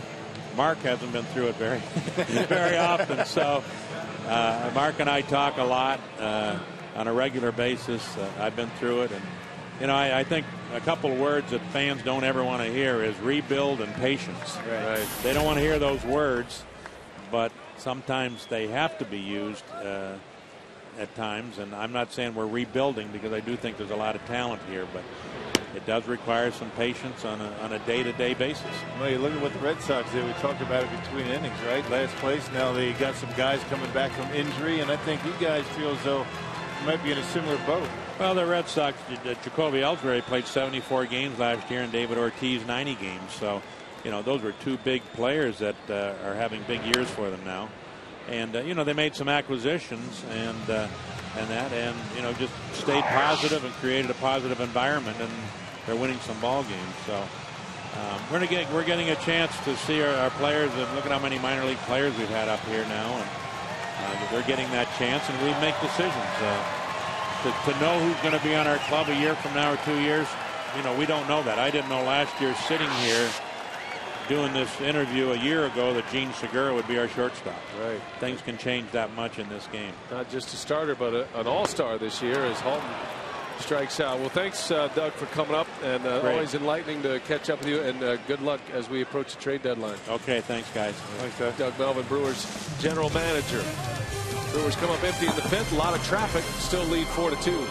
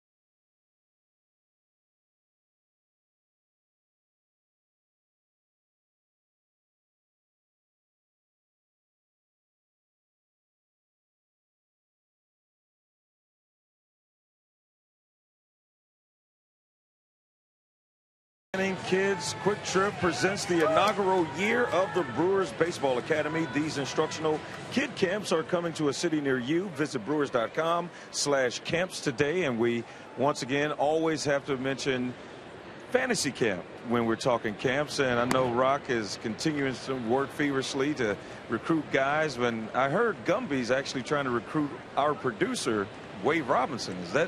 Is there any truth to that, guys? Yeah, I was down at the batting cage. Now, Wade is telling Ganner he can throw every day. I mean, that's a bold statement down at fantasy camp. He can't. That's not true. Now, as far as coaches for camp, I recruited today Cecil Cooper and Robin Young. That's a so those big are recruitment effort right there. Yeah, to go along with Jim Ganner and Gorman Thomas and Jerry Augustine and Ed Cedar. So the coaches list continues to grow. Well, it's a great time, and if you're thinking about it, you should just go ahead and do it. Joey Votto leads off here in the 6th inning. Kyle Oesch and the Brewers with a 4-2 lead. We appreciate Doug Melvin giving us an extra half inning today. Normally we just get a half inning from him, but it was so quick that we had a lot to cover, and I do appreciate that about Doug, that he maintains his optimism and enthusiasm. You know, he's got to be so disappointed in the way the season's going. You know, you dive into this job from that seat and you invest so much time and effort and resources, and then a season unfolds like this, and then you have to pick yourself back up and start moving forward. Your big boys get hurt. You have a lot of your starting rotation on the disabled list. As Votto draws the walk, adding to his league leading totals in that category, and Loesch puts a man on to start the 6th inning.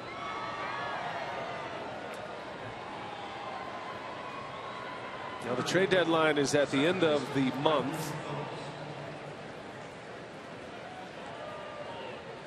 and we'll see how active the Brewers are going to be. A lot of teams represented here with scouts covering this series, and they have been on this homestand following the Brewers and trying to see if there's any pieces that fit their ball club as if they're in a pennant race. Brandon Phillips off the end of the bat out to Logan Schaefer. And there is out number 1. That first pitch curveball right off the end of the bat for Brandon Phillips. There's a gift out. Don't forget, coming up soon, August 17th, as a matter of fact, America's new sports network, Fox Sports 1. Your home for great live sports, all the news and highlights you want, shows and specials that only Fox can bring you. August 17th, it debuts. One gone for Jay Bruce, representing the tying run here in the 6th inning. There's always so much more risk involved for a general manager when you trade a proven big league commodity for prospects. And Brewers caught lightning in a bottle last year with the Greinke trade and got Segura and some other prospects, Hellwig and Pena, but sometimes it just doesn't work out that way. Slow roller to Halton, going to second for the first out. The return throw is off the dugout. A little bit behind Loesch. That was going to be a tough double play. And because of that netting in front of the dugout rails, keeps Bruce at first base as opposed to going into the dugout for an error. So 2 outs now. Bruce at first on a fielder's choice. That is a tough play to execute when you have the first baseman thrown to short, the pitcher covering first. So another rollover, Jay Bruce this time, and you see Segura trusting his pitcher. He was there, but throw off the mark. Loesch got a little tangled up at first. Hope he's all right.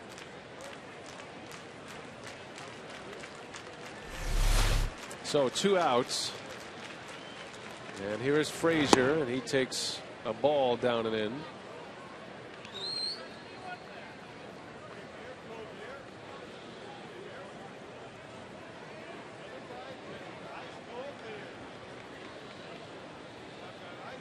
Frazier has grounded out twice, both to the shortstop Segura.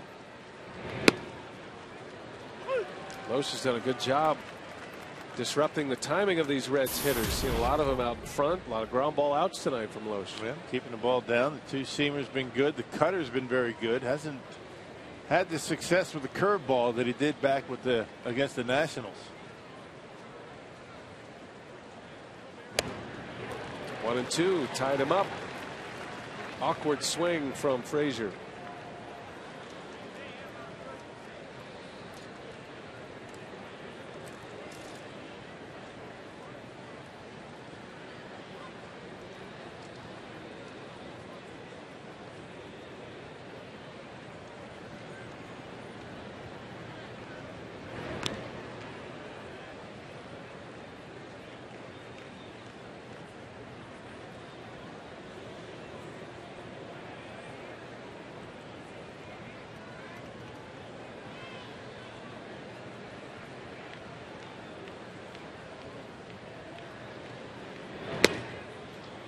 Didn't miss by much. 2-2. That's a nice pitch. Slider right off, just off the outside corner. I tell you, tough to take that pitch.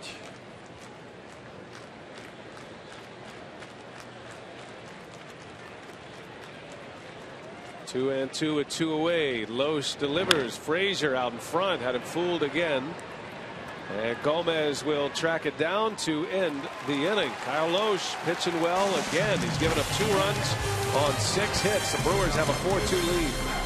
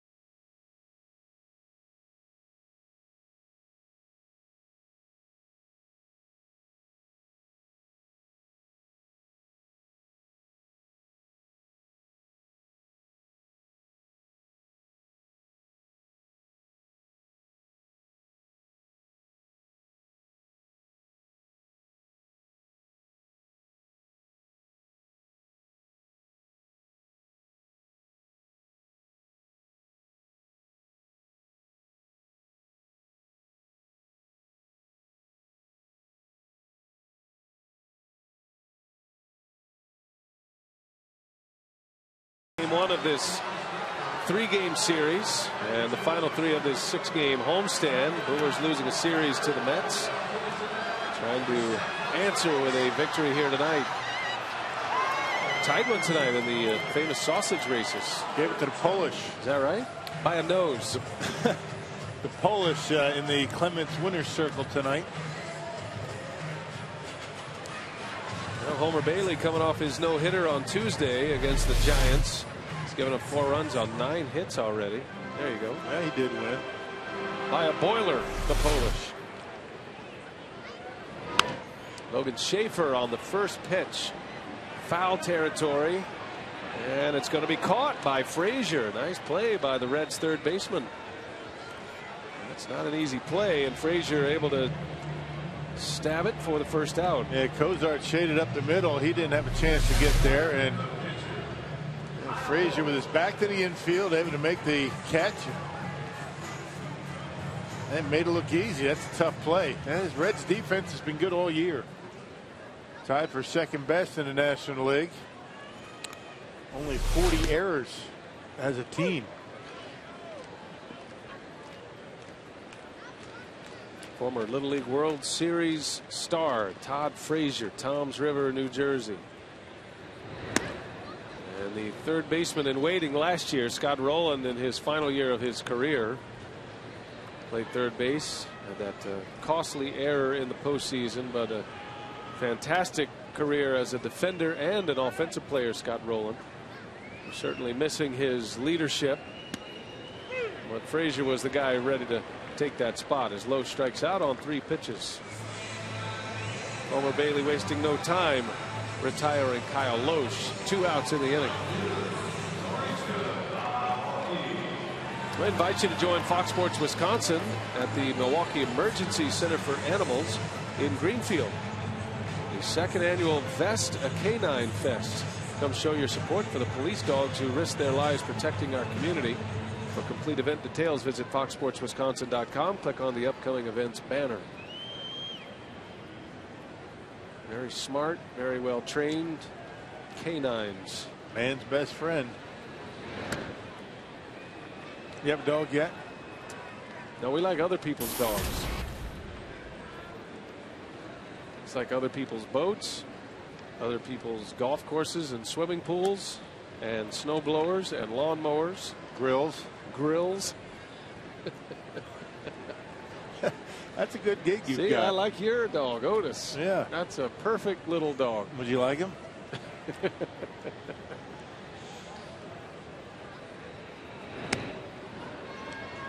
Your dog is the only dog I know of that actually faked an injury.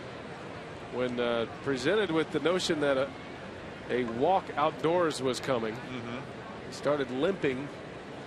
As soon as you took the leash off, he just ran back in the house. Yeah. That's a smart dog. Yep, right to his little bed and just hunkered down. I'm out. Playing possum, that little dachshund. Yeah, they're smart.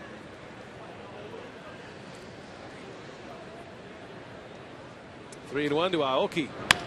And a base hit left field. Nori Aoki with his first hit of the night, although he's hit the ball hard a couple of times. And that extends a hitting streak for Nori to 8 consecutive games. And Homer Bailey has not had a 3-up, 3-down inning. Look at that inside out stroke. Nobody does that better than Nori, and a 2-out single. How about that spray chart? Tough to defend the guy when he shoots the ball all over the diamond like Aoki. Excellent hitter. And a base hit that will get Segura to the plate, who has 3 hits tonight. Segura with an infield hit in the 5th inning, adding to his league leading total. See his night at the plate, presented by Wendy's. Had a double down the right field line in the 2nd inning. Drove in a run in the 2nd. But was thrown out at third base trying to advance and make it a triple. And another infield hit for Gene Segura tonight. So 2 singles, a double, a run scored, a stolen base, and an RBI. stuffing the stat sheet as he has done so often this year.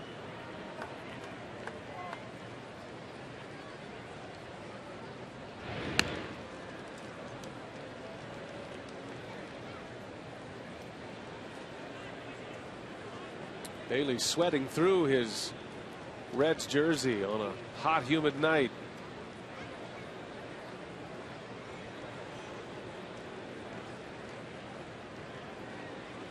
Always gives the appearance that the pitcher on the road team and the Grays is working a lot harder than the pitcher on the home team and the Whites. You don't see all that perspiration through the jersey. That bleeds through in the Grays, not the Whites.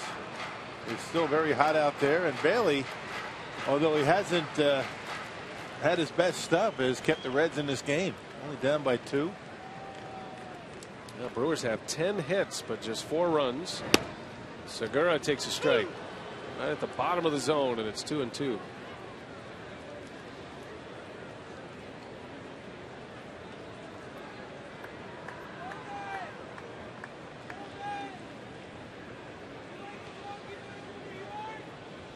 Devin Mesoraco catching Bailey tonight. Hannigan out with a hand injury. Back to the fastball. Runner goes. Segura fouls it away. That's about as much as Bailey's been able to get out of his fastball tonight. 94 miles an hour.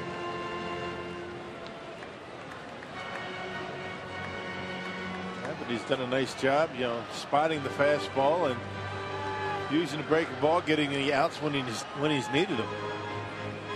Has not been overpowering.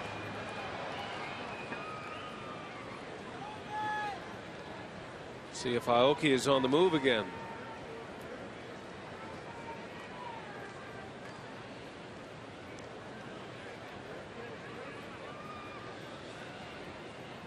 Two and two. Nori stays put. Segura fouls it off. Another fastball.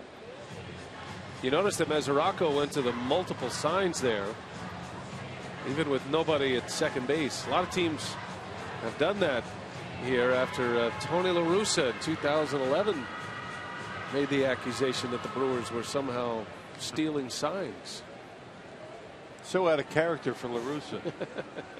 Who now works for Major League Baseball. A lot of teams do that in every ballpark these days. All the cameras and the scouts and the Snoopy cameras everywhere. And there goes Aoki. Bouncing ball foul past third. Throughout the history of baseball, there have been sign stealing accusations. I would say Tony La Russa's probably had more than any other manager in the big leagues, even in his years back with the White Sox. Of course, he managed just about longer than anyone. Accusing the Brewers of getting the ribbon boards going when his team's up, trying to distract his hitters, stealing signs.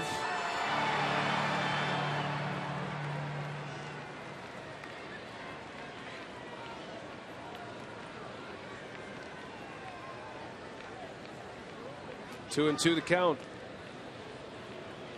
And Segura's drilled. Bailey trying to come inside, hit him on the elbow. And that one's barking a little bit for Segura.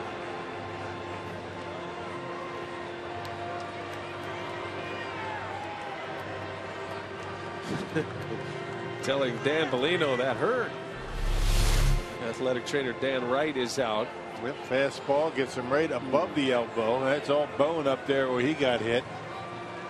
Not on the tricep, the side of the arm. But the good news is it didn't get him in the elbow. Check out this impact. Yeah, got him a little higher than the point of the elbow. And as Dusty Baker sees that pitch sail up and in, he has seen enough tonight. Segura hit by the pitch.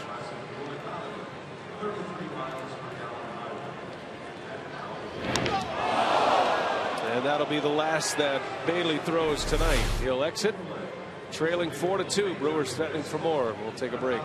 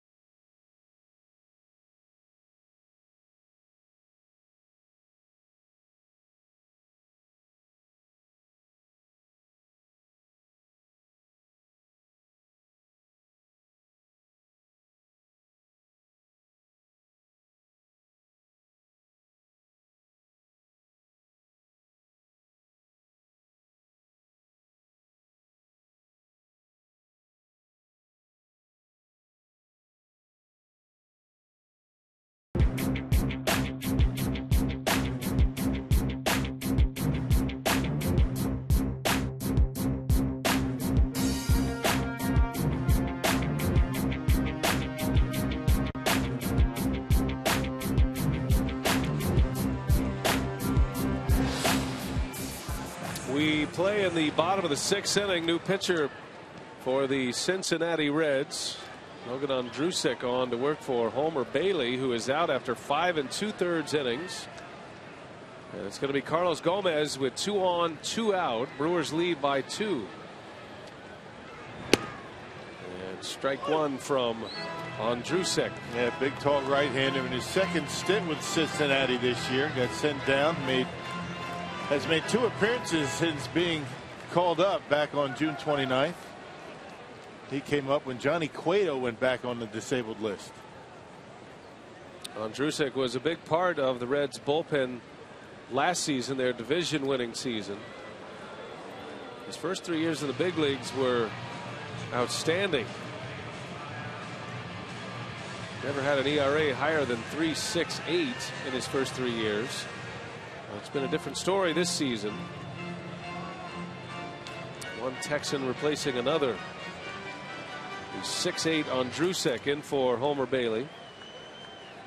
Bailey, after his no-hitter Tuesday, comes back, allows 10 hits today, and 4 runs as Gomez takes one off the plate. 1-1. But still has his team in this ball game. Seems like the Brewers should have a bigger lead than 2. They've had men on base every inning. 2 on with 2 out here. A single by Aoki and then a hit batter to Segura. Big swing from Gomez. Swings out of his helmet. 1-2 to count. Goodness.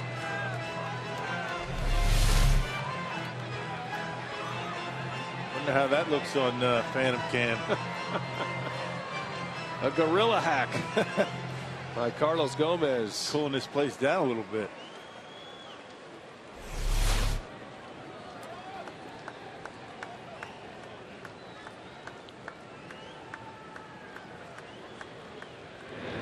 And the 1-2 is fouled away. Logan Ondrusek signed a 2-year deal prior to this season. His success his first 3 years got him a 2-year contract. Takes him through next season.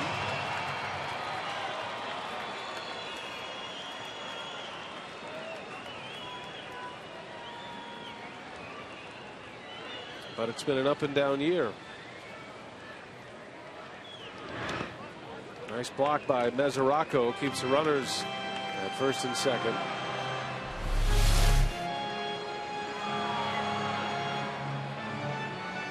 Just huge hands wrapping around that baseball. Yeah, I thought initially it was a changeup, but then throw a changeup. There's a fastball and lets her fly. See why pitchers have to be in such tremendous shape. That same motion over and over. The best pitchers are able to repeat those mechanics. You hear a lot of talk about mechanics when you get around the draft. Pitchers who come up from the minor leagues, in order to maintain your health in the big leagues, you have to have good mechanics. You just can't keep up if you don't. Use your legs. Take the pressure off the elbow and the shoulder as best you can. 2-2 to Gomez. That skips away from Mesoraco. Runners will advance. Well, it was a balk last inning that advanced the runners. It's a wild pitch here in the 6th. 2nd and 3rd with 2 outs now.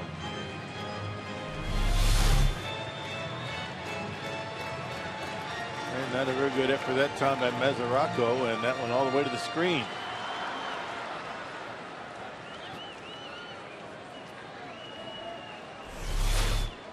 So the count is full. You got Lucroy on deck.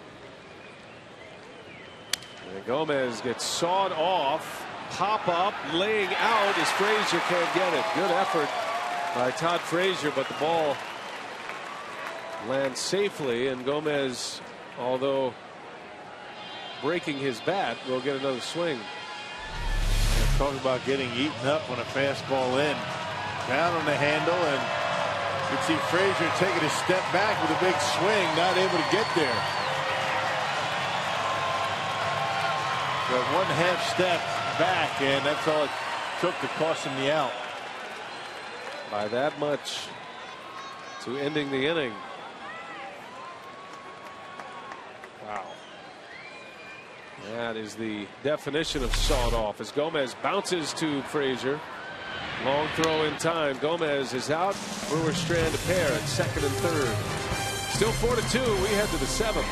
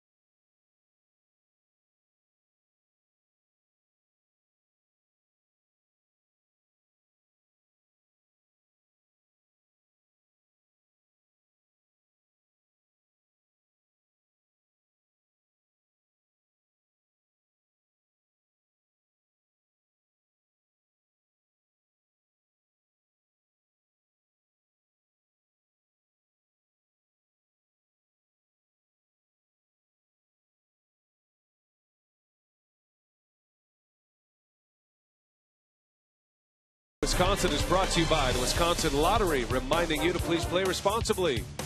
And by Miller Lite. It's not just a good time, it's Miller time.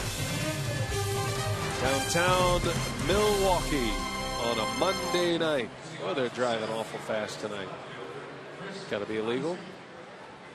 Here at Miller Park, not too far from downtown, Kyle Lohse and the Brewers have a 4-2 lead. Lohse has pitched very well tonight. 77 pitches through the first 6 innings. He's given up 6 hits and 2 runs. There was a home run by Chris Heisey. Jay Bruce had an RBI single in the first inning. And here is Heisey to start this 7th.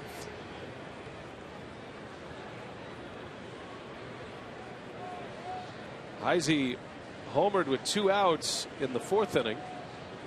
His 4th home run of the season.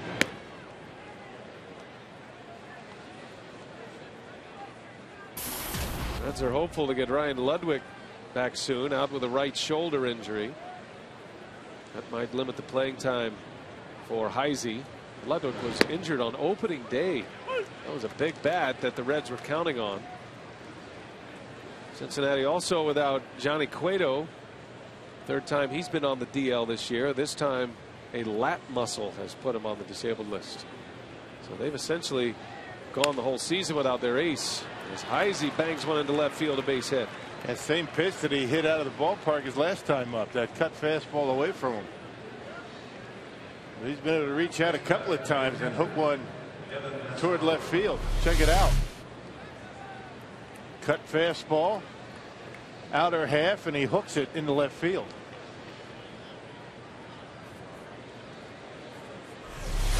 Note to self: no more cut fastballs to Chris Heisey with 2 strikes. Oh wait, maybe bust him in. Yeah. All right, here's Mesoraco now. There's strike 1. Mesoraco batting 8th in the lineup. Got a pinch hitter due up next for Cincinnati. Looks like Cesar Izturis is going to get the at bat. So the bottom of the order for Lowe is trying to get through 7 here. Pitch count in great shape.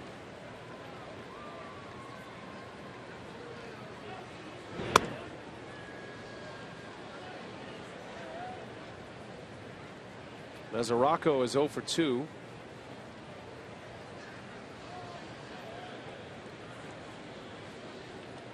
Both teams have had their fair share of hits, but not a lot of runs produced from the hits. 4 runs, 10 hits for Milwaukee, 2 and 7 for Cincinnati. Bouncing ball, double play balls. Segura to Weeks to Halton. 6-4-3 double play, as easy as it gets. Yeah, second double play the Brewers have been able to turn tonight. Joey Votto grounded into a double play in the third inning, and now Devin Mesoraco room service double play, 6-4-3. So Kyle Lohse continues to get his ground ball outs.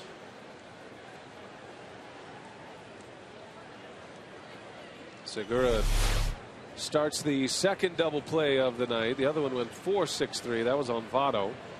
Here's Cesar Izturis pinch hitting.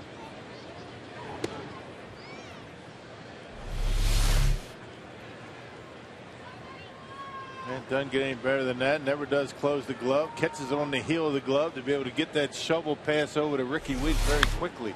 That's a thing of beauty right there, as Izturis singles back up the middle.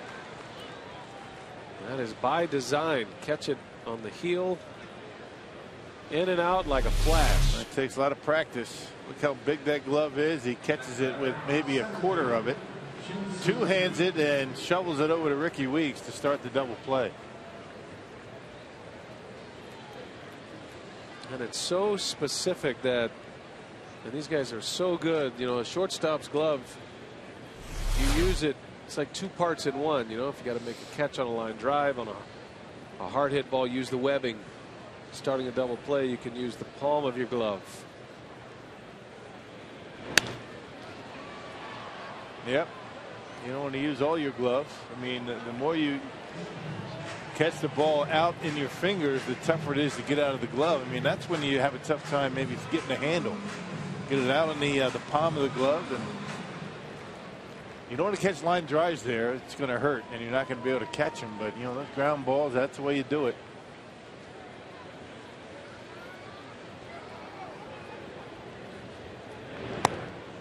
Shin-Soo Choo takes ball one. A key hitter here for Kyle Lohse. Tying run is at the plate. Choo has the power to tie it quickly. Has 12 home runs this year. 0 for 3 tonight. All ground outs against Lohse. And it's 2 balls and a strike.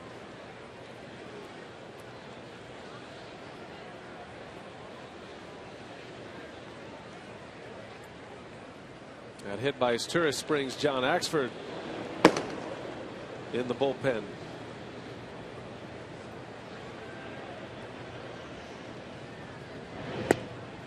About that off-speed pitch, a changeup from Lohse, and Choo trying to hit one to West Allis. Man, that's a good pitch and a fastball count, 2-1, 2-1, and there you see the grip. Chokes off the speed, and Choo out in front. The Vulcan grip, they call it.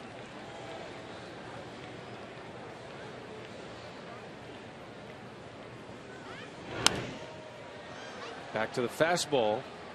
Choo was late. 2-2 the count remains. It's an unusual grip for a changeup between the middle finger and the ring finger. It's like a split finger grip, but between the middle 2 fingers, which is a bit unusual. Thus the Vulcan reference.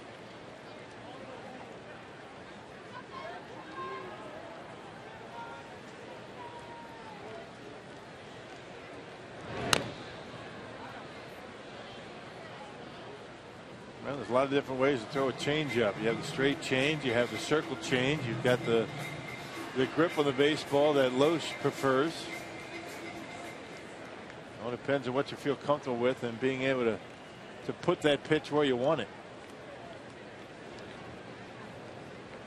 Here comes another one. 2-2, and Choo was ready for it. Slaps it into center field for a base hit. Izturis on his way to third. Throw comes in late.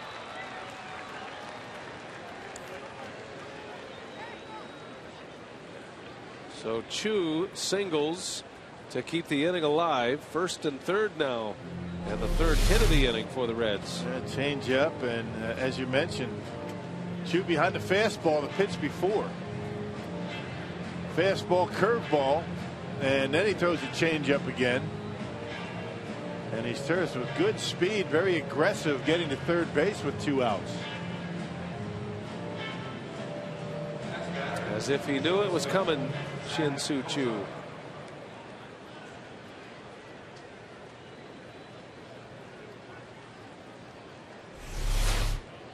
And here comes Ron Renicky. So with runners at the corners and Cozart coming up, looks like Renicky poised to make a pitching change here. Axford in the bullpen is ready. Well, 2 quick outs after the double play, and then the pinch hit single by Izturis. There's been a lot of activity for both teams with 2 outs and nobody on, but not a lot of runs scored.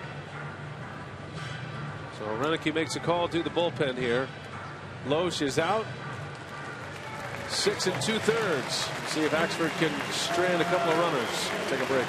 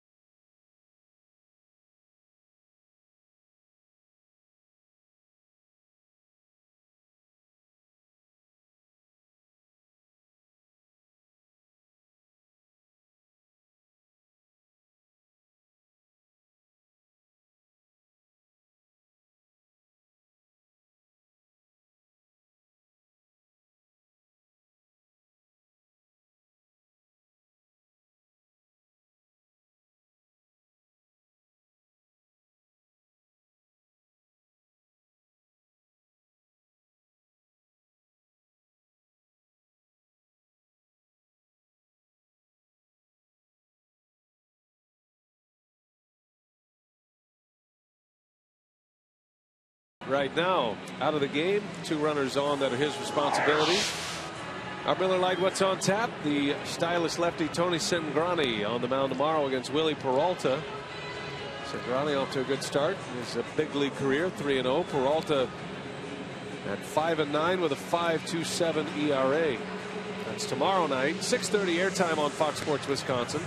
Craig and Davey will have it for you. Brewers Live. Miller Lite What's on Tap. So it's going to be John Axford Rock in for Loesch with 2 outs. And he finally had his scoreless stretch of 23 straight games. Broken on Saturday, gave up a run in an inning of work against the Mets, has unscored upon in 24 of his last 25 appearances. That's 1 run in 22 1/3 innings. 2 outs, a couple of men on here in the 7th. So this year, Axford with 8 inherited runners.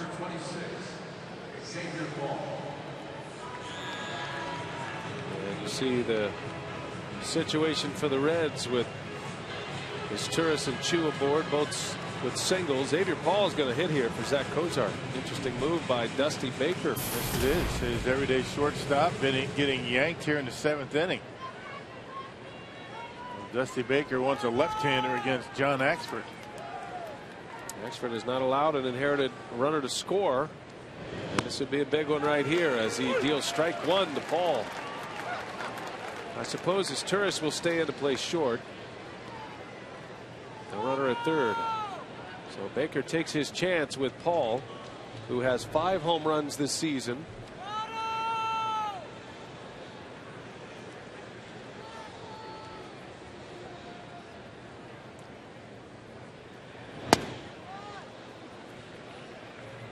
Two of Paul's 5 home runs have come as a pinch hitter.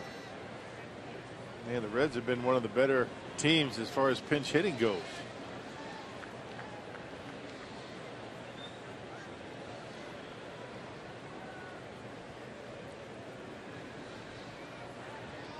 Cincinnati hitting .279 as a group. A pinch hit at bats, and that ball's ripped to right. Base hit. Going to add to it. A run will score. That run will belong to Loesch. So a 2-out rally by the Reds. 3 consecutive hits, and the Brewers clinging to a 1-run lead now. And Xavier Paul able to wait back on a curveball from Axford and knock it into right field. So a pinch hitter, Cesar Izturis, gets it going with 2 outs. And another pinch hitter drives in a run with 2 outs. So once again, the Cincinnati Ball Club coming up big, coming off the bench.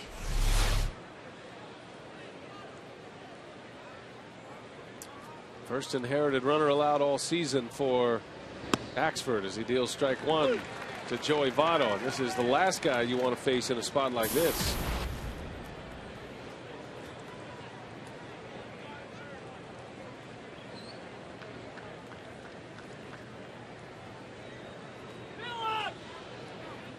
Two on, 2 out. Each club with 10 hits. And Votto backed off the plate on a down and in fastball.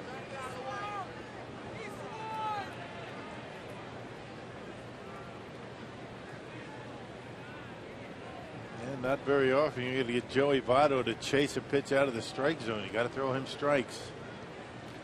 And be careful with all speed to this guy. See what he's done in spots like this, hitting just 130 with 2 outs and runners in scoring position. In stark contrast to his batting average with less than 2 outs with runners in scoring position, where he's hitting .393.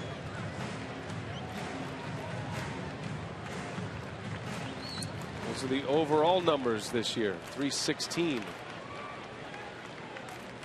But doing most of that damage less than 2 outs. 2 on, 2 outs. 1-2 the count on Votto as Axford delivers upstairs. 2-2.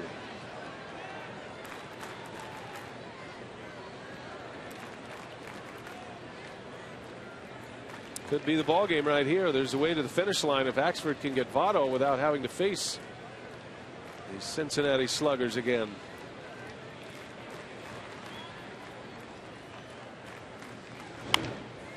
He's late on the fastball, and it's 2-2.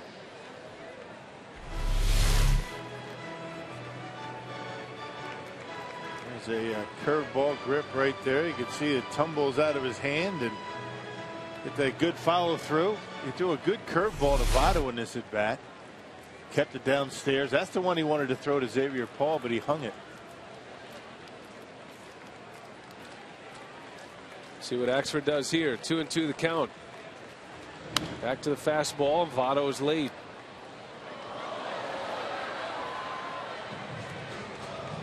Votto has great power to the opposite field. So pitchers typically try to pitch him with power inside. Problem is, if you let one leak out over the middle of the plate, look out. And what he does, he keeps fouling them off, those good pitches. Then you try and trick him with a curveball, and he'll drop one into left field. Well, those last 2 fastballs, pitches 5 and 6, inner half. 2-2. Another one in there. And another one fouled away.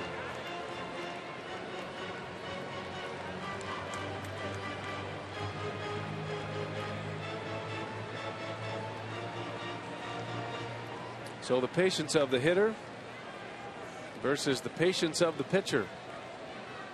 Sometimes in an effort to just get the at-bat over with, you go to something else, and Votto's ready for it. Yeah, that's what we're talking about. You know, off speed here.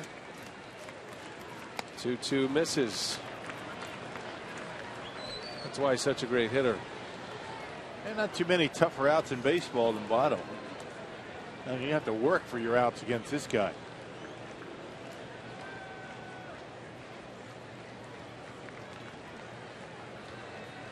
Brandon Phillips waits to hit next. A couple of all-star starters to deal with here. Full count, 2 outs. Both runners will get a head start. Brewers lead by a run. The pitch is swung on and missed. Axford Kept the fastball in there. Votto strikes out. That is big league pitching by John Axford. And the Brewers maintain their lead. Power on power. Votto down on strikes.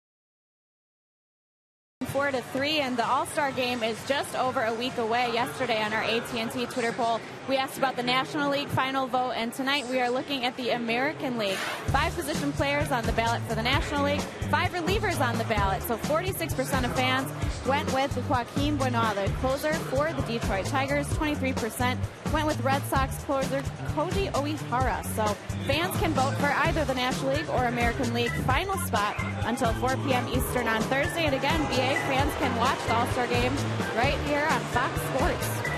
We get the Twitter poll, and you can actually vote. So we're just kind of getting like an exit poll number on how the final vote is going. John Axford, outstanding finish to the inning after giving up a hit and an RBI to bring the Reds within a run.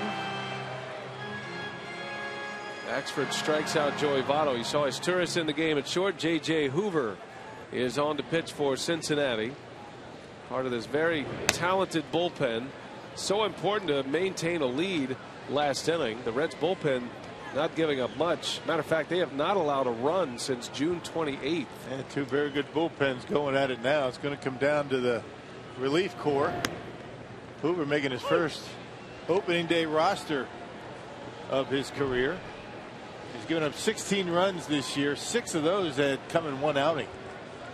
So other than that, he's been pretty good. Lucroy, 1 out of 3 tonight, and he dumps that one into right field. That's going to be played by Bruce for out number 1. Let's get you caught up here in the bottom of the 7th. Our game summary is brought to you by Toyota. Lucroy went deep, a 2-run home run in the first inning. That was after the Reds scored a run in their half of the first. 3rd home run in as many days for Lucroy. And then Ricky Weeks doubling in Juan Francisco. That was in the 3rd. Kyle Lowe, 6 2/3, 3 earned runs in line for the victory here tonight. Got a couple of double play balls. And Axford finished it all for him in the 7th inning. Another good outing for Kyle Loesch. That's 7 straight if you don't include that rain shortened start in Pittsburgh. These 2 players were traded for one another, Juan Francisco and J.J. Hoover, last season. Hoover, a member of the Braves, was slated to be the AAA closer last year. Instead, Atlanta needing some support at third base. Chipper Jones was in his final year and unable to play every day. So they made the deal for Francisco. Hoover going to Cincinnati. Hoover now a big part of their bullpen, while Francisco no longer a member of the Braves, designated for assignment a month ago. High and tight. 2 balls, 2 strikes.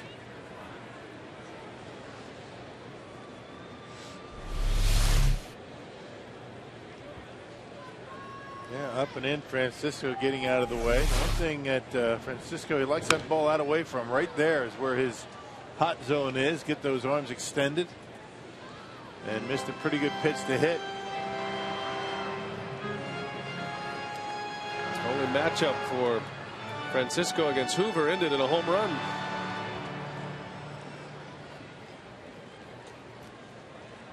Two balls, 2 strikes. And down he goes. Hoover gets the best of him this time. High fastball for a strikeout. Out number 2. Yep, up and in to get him on the strikeout. He missed his pitch though. Hoover gave him one right down the middle, and Francisco fouled it off. This one well located by the Reds right-hander, up and in.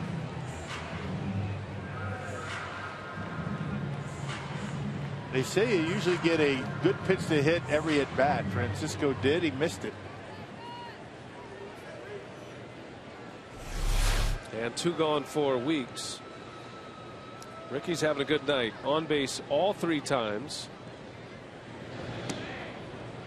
I think that's one of the biggest differences between the big leagues and the minor leagues. I mean, you can get a couple of good pitches to hit in the minor leagues, but if you don't get your pitch, if you don't hit the good pitch in the big leagues, pretty good chance you're not going to get another one in that at bat.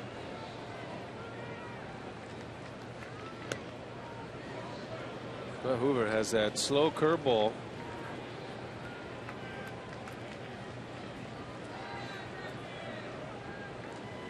You think with a name like Hoover, he'd be an infielder, like a third baseman. 1-2 the count. Like Homer Bailey, right? Pitcher. Yeah.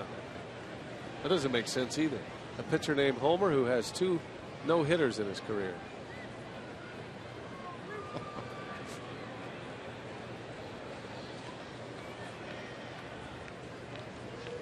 Weeks with a single, a double, and a walk. Driven in a run. And he didn't bite on that high fastball.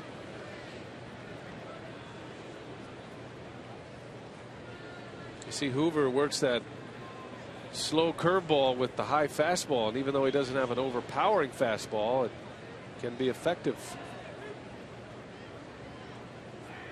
Looks the same coming in. Pretty straight too, the fastball, not much movement on it.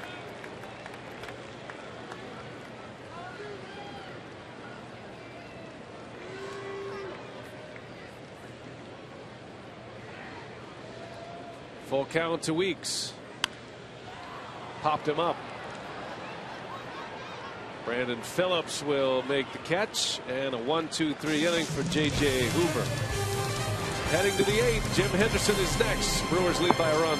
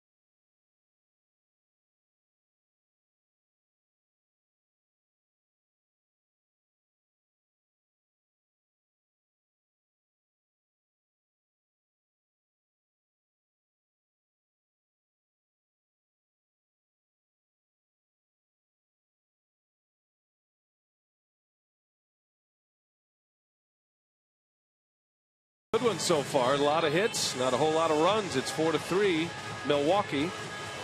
Jonathan Lucroy with a 2-run home run. Check out our Head and Shoulders with John Axford coming up with a big one against Joey Votto to end the 7th inning with 2 on base. Took a while to get a whiff tonight. Kyle Loesch did not strike out a batter, and Axford finally getting one to end that 2nd inning.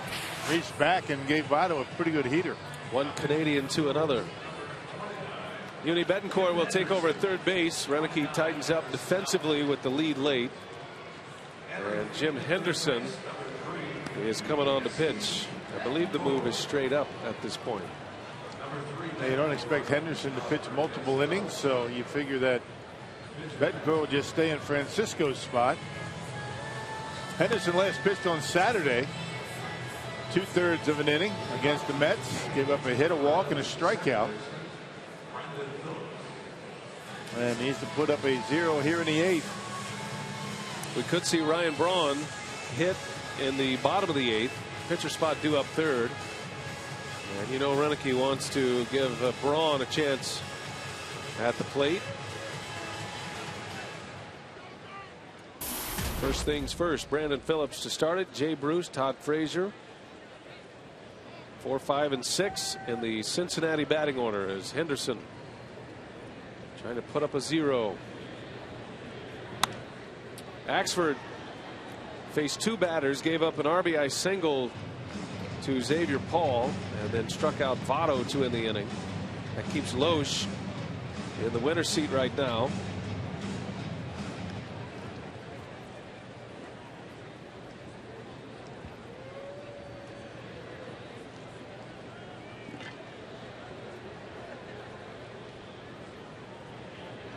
And Phillips bounces one foul. They just announced that the move, by the way, if you like to keep the scorebook at home, is a double switch. So Betancourt will hit third in the bottom of the 8th.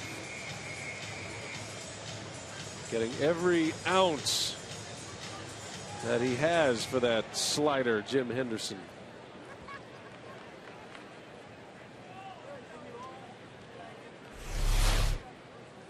Oh, and 2 the count.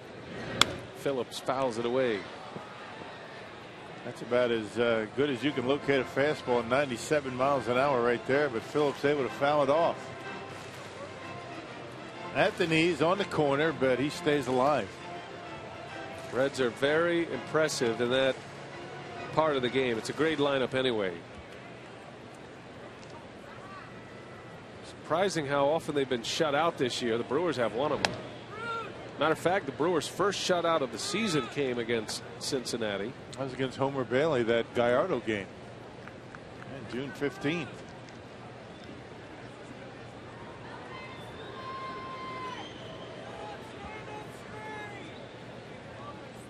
Gallardo pitching on Saturday, this past Saturday. 1 and 2 to Phillips. Outside ball 2. Yeah, Reds have been shut out 6 times this year. It's hard to figure with this batting order. Yeah. And the Atlanta Braves, who are in first place, have been shut out the most in the National League, 11. A first place team. Brewers 3. So shutouts don't tell you much, I guess. No, they don't. They do not.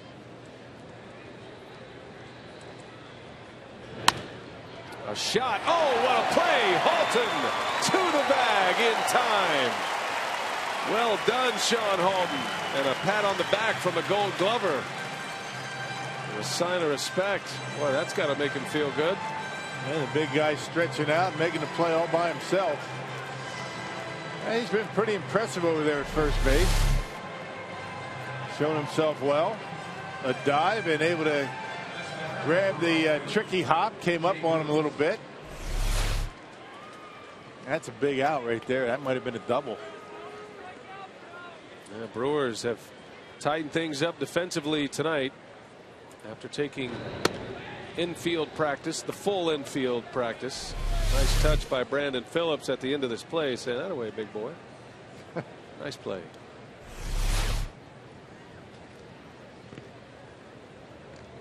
Yeah, when you've won 3 Gold Gloves, you can appreciate good defense, even when it costs you an extra base hit.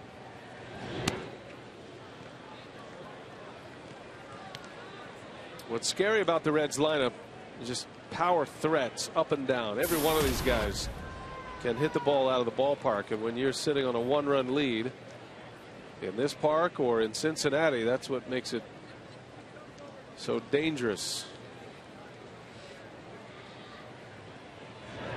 And you have to concern yourself with a home run for sure, but what really kills you is when you walk a couple of batters and then give up a home run. The Brewers have done a nice job throwing strikes tonight. Only one walk.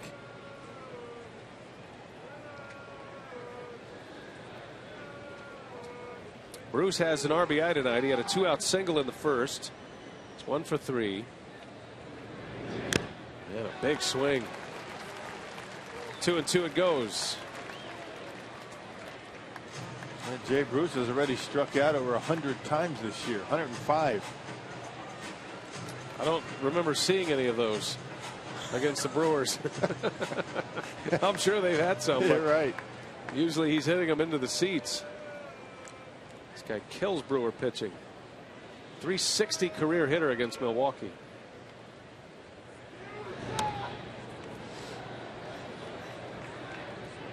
Now there's still time before the All-Star game, and you don't know about injuries and the guys who aren't going to be able to play, but you figure Bruce is going to be one of the first to go. Probably the most significant snub. He and Freddie Freeman, I think, although Freeman's on the final 5 vote. Bruce has had another strong season. And a swing and a miss. Henderson. Well, now you've seen one. It does exist. Jay Bruce strikes out, and Henderson picks up out number 2, his first K. Yep, climbing the ladder on him up in the strike zone, and Bruce underneath. 96 miles an hour. So it does happen.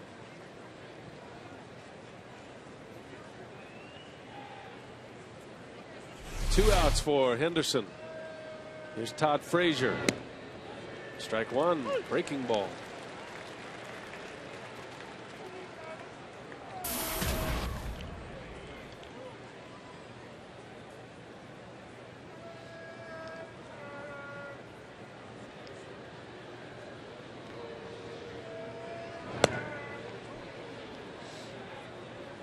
Henderson had that hamstring injury, setting him back for a couple of weeks on the active roster, and then just wasn't himself when he first came back, just trying to pitch himself back into form. And of course, he was pitching in some high leverage situations. He was cruising along as the Brewers closer before that hamstring injury. 9 for 9 prior to that. Now in a setup role to Frankie Rodriguez. Bouncing ball, gloved by Betancourt, throw to first, and unable to be scooped. Collision over at first base. Tough play for Sean Halton. That was a nice play by Betancourt. He had to get rid of it quickly.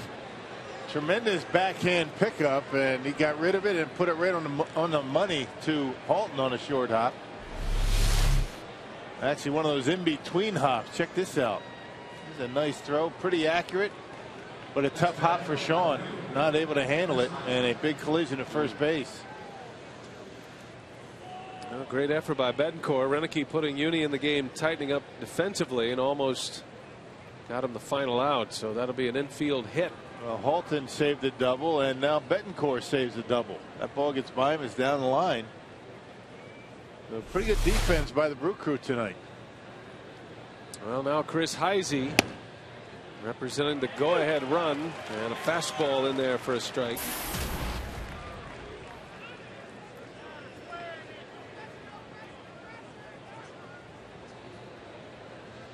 Cincinnati has 9 hits tonight with 2 outs.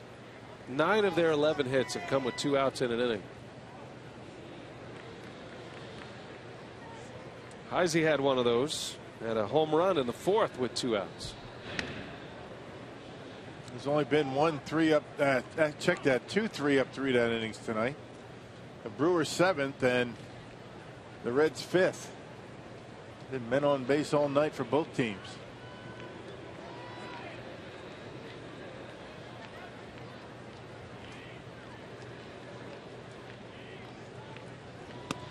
Swing and a miss. 0-2.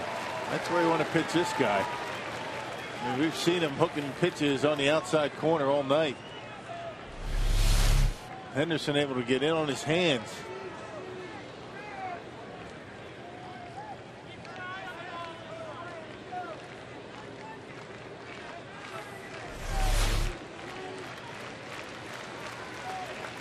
Henderson going back to the heat. Runner at first, 2 outs. The 0-2 pitch back in there, and it's popped up foul and out of play. He don't like it in there, does he? You can tell by his swing. He's trying to keep those hands in. You can't cover both sides of the plate. I mean, he covers the outside pretty well, which leaves him vulnerable to the inside corner. His 2 hits against Loesch were on sliders away or cutters away. And you know, Lucroy is remembering that. Back to it. 0-2. And that hit him. Got him on an 0-2 pitch. Well, that one hurts a little bit. Hurts for Heisey, hurts for the Brewers. And not only, you know, you have to deal with Mesoraco now with a man in scoring position, but that's going to flip that lineup over. And K-Rods, we're going to have to deal with the top of the order at some point. Gets him right on the arm, that back arm.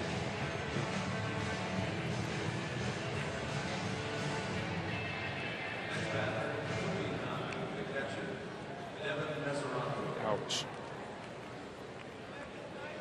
Well, Henderson's going to have to start over here. Mesoraco. Interesting that Mesoraco is going to get in that bat. I would imagine Hannigan not available tonight. So he has forced his Dusty Baker to keep his backup catcher in the game. Now, Hannigan is out with an injured hand, essentially making Mesoraco the only catcher on the roster. Hanahan is the other catcher if they need be. That's only an emergency, though. Yeah, Hanahan's a left-handed hitter. Then they have a switch hitter, Derek Robinson, on the bench as well.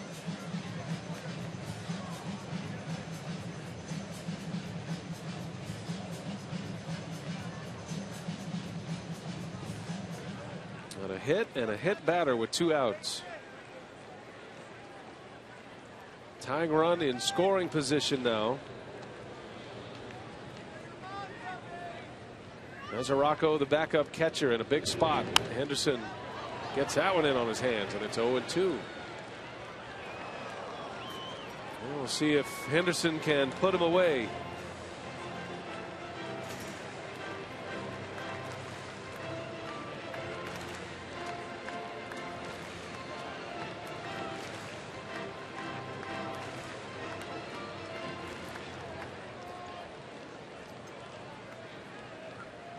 Got a tight one here at Miller Park. Been a good game.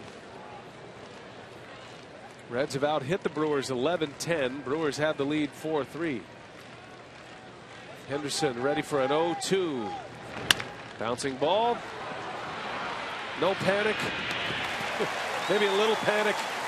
But Henderson takes care of Mesoraco, and the inning ends. A scoreless 8 for Big Jim.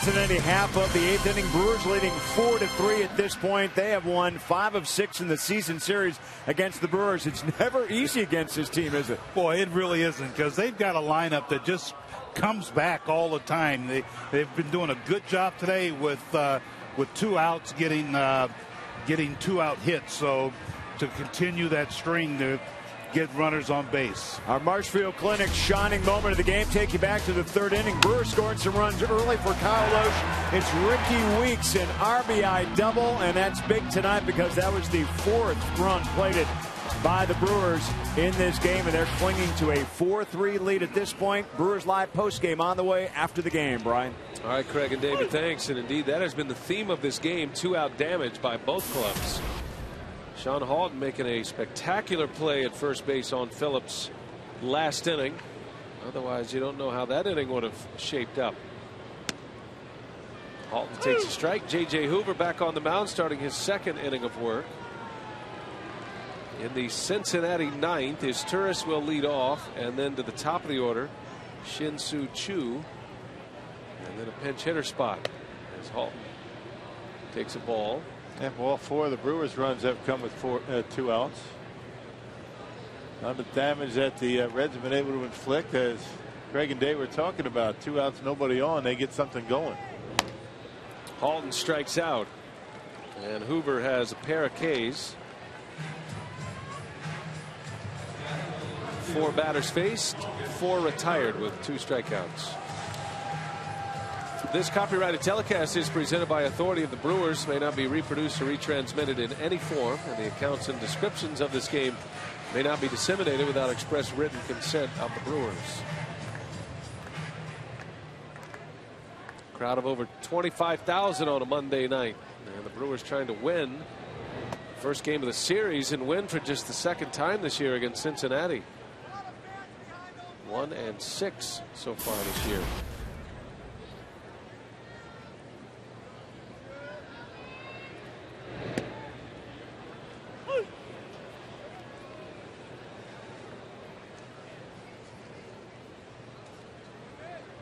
Schaefer is 0 for 3.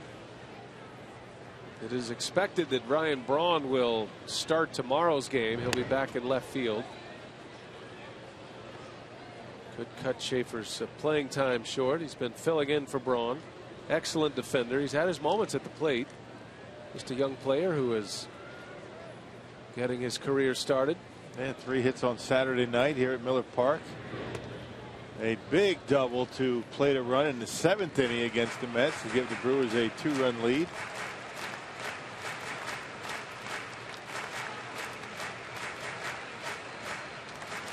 Brewers are very high on Logan Schaefer, and his time will come. 3 balls and a strike. Full count.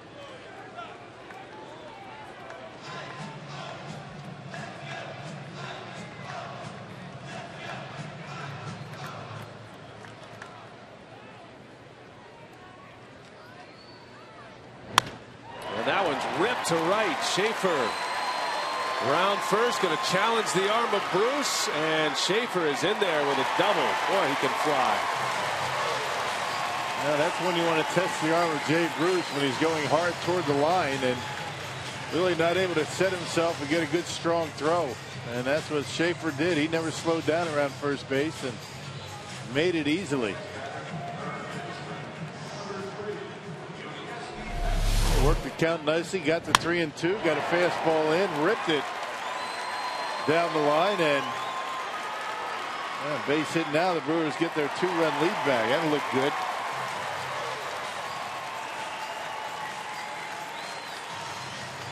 Schaefer flying around the bags, and a double with 1 out gives Betancourt a chance to drive in a run. He takes off on his way to third. The throw is not in time. Schaefer in there with a stolen base. Very close call at third base. But that's a big steal of third for Logan Schaefer. Yes, it is. Now the Reds are forced to bring their infield in. He had a running start, and Mesorakin made it pretty close. I mean, if that throws on the bag, he's out. It's close. He almost fell down. You see him tripped as he was about halfway there. That could have gone either way. Mesoraco did a great job to pick it. Frazier thought he had him. Runner at third, one out. That forces the Reds infield in. Betancourt, his first plate appearance. He came in on the double switch last inning. And a pitch out. Schaefer takes off. The throw to third gets by. And Schaefer will hold his ground. I think it was a missed sign there somewhere. Betancourt missed a squeeze sign right there because Logan Schaefer went down the line. Ed Cedar's going to go over to the runner at third base on a squeeze and say it's on. There he goes. Up, better get back. And because Mesoraco was off balance, almost falling down as he threw it. Not able to get him. There it is. He was very fortunate right there. Great lesson in base running right there. When you're caught like that, run to the glove. Don't slide. It's a tough play for a third baseman when the runner stays on his feet. Yeah, you can't see. I mean, the catcher's going to throw the ball to the bag, and if you get back in fair territory and stand up, there's a pretty good chance it's going to hit you somewhere.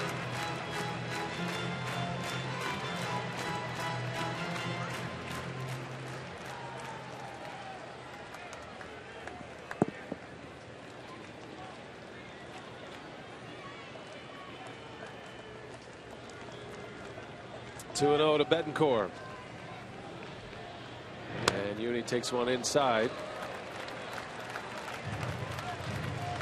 And give him the green light right here. Hoover throwing down the middle. Let Betancourt give it a ride somewhere.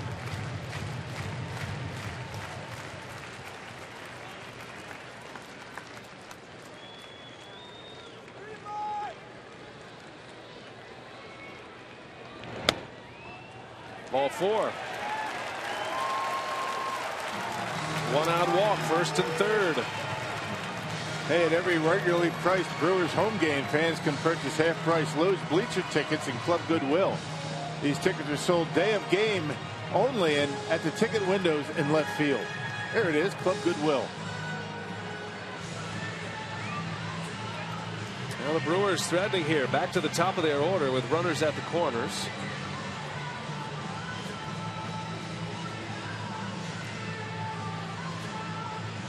Bullpen is quiet. This is Hoover's inning. And Brian Price is on his way out, the Reds pitching coach. And this is going to be a defensive discussion because Aoki in these situations loves to drop the ball down. You bunt it towards first base. Let Schaefer read it off the bat and score a run. One thing you don't want to do here is ground into a double play. Aoki makes great contact, so you're really not concerned about a strikeout. What you are concerned about is a ground ball. Aoki's only grounded into 4 double plays this year. Now the Brewers in the driver's seat of this inning. One out, first and third. Aoki is a great bunter, and this is one of those spots where the indefensible play, if the bunt is down, you don't have to worry about the double play if the Reds bring the infield in, and that looks like what they're doing. They've got a huge hole between first and second. Look how much room between first and Brandon Phillips.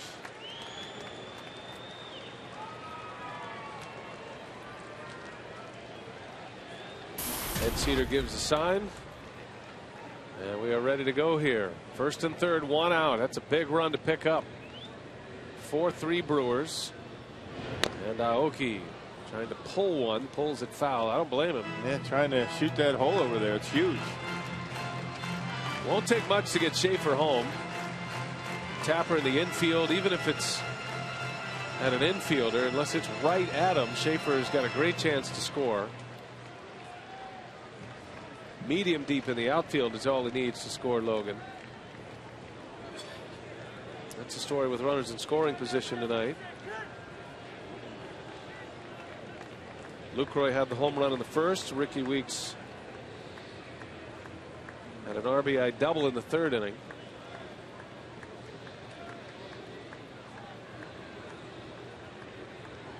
No balls and a strike. One man out. Hoover deals, and Aoki lashes one foul. 0-2 the count.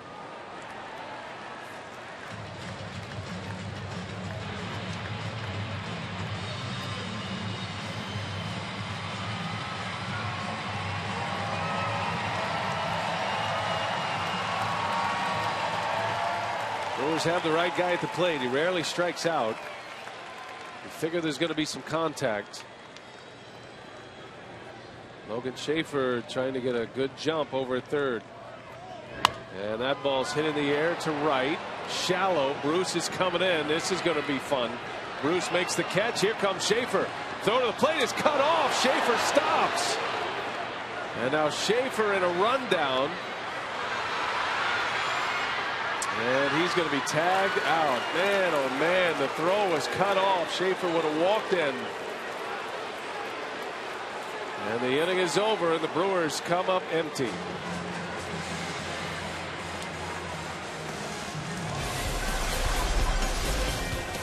Brewers first and third, one out. Surprised that Ed Cedar held him up. And that cost him. So a run down ends the inning. We head to the ninth. Last call for the Reds. Here comes K-Rod.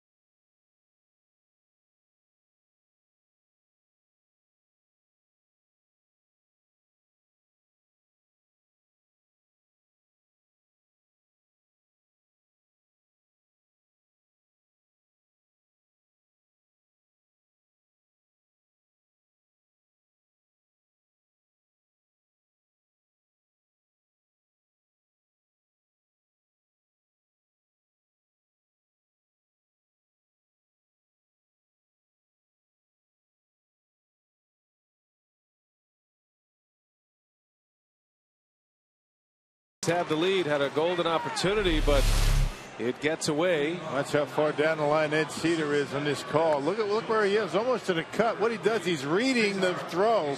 He sees it right on the money. What he didn't anticipate was Votto cutting it off. And that's why he gets down there. He wants to see if the throw's on line, which it was.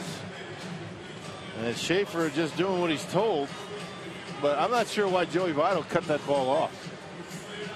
Yeah, it was right on the money. He had no idea that Schaefer had stopped.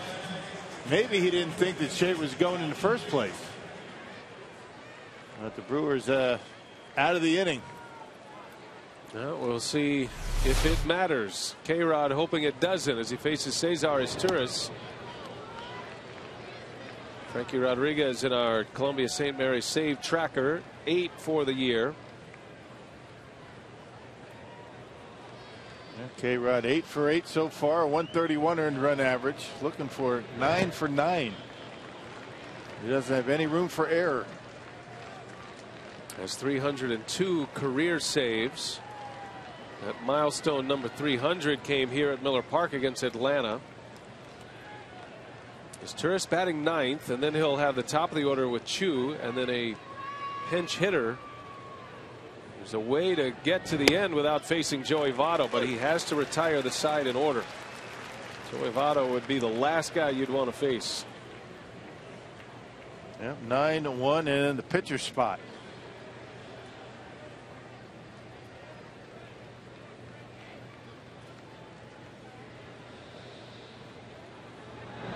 Izturis in the air, playable for Gomez. And now Schaefer cuts in, makes a play for out number 1. Frankie with a save against the Mets, his old team on Saturday. He's been throwing a lot of strikes this year.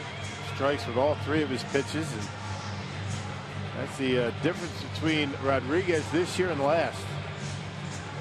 Velocity is the same, stuff's the same. He's just throwing strikes this year.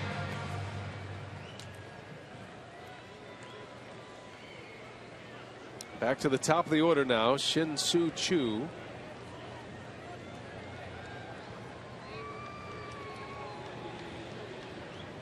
Choo had a hit his last time up. That was Kyle Loesch's last hitter.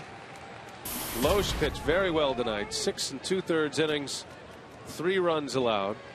In line for the win if K-Rod can bring it home. Loesch is really starting to dial into form now. He's put together a great run on the mound. Yep, 7 in a row. Makes you think the elbow tightness and the hamstring tightness had a lot to do with his poor numbers in May, where he was 0-4. And a different story since the calendar turned to June. Strike 2.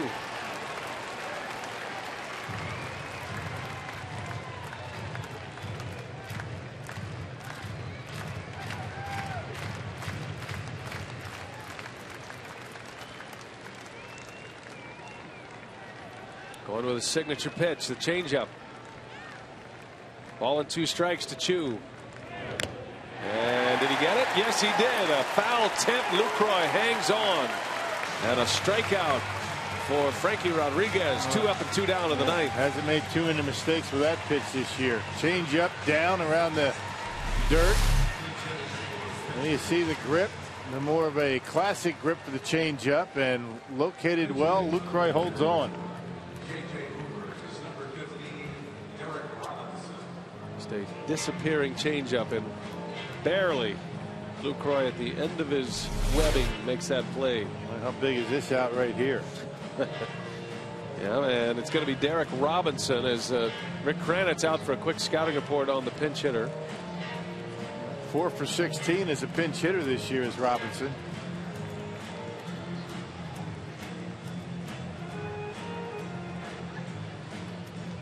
Robinson is a switch hitter. A much better hitter as a right-handed batter as opposed to a lefty. About 80 points difference. 2 outs. Robinson takes a strike. K-Rod on the attack. Brewers lead by a run. Joey Votto is on deck. Reds down to their last out.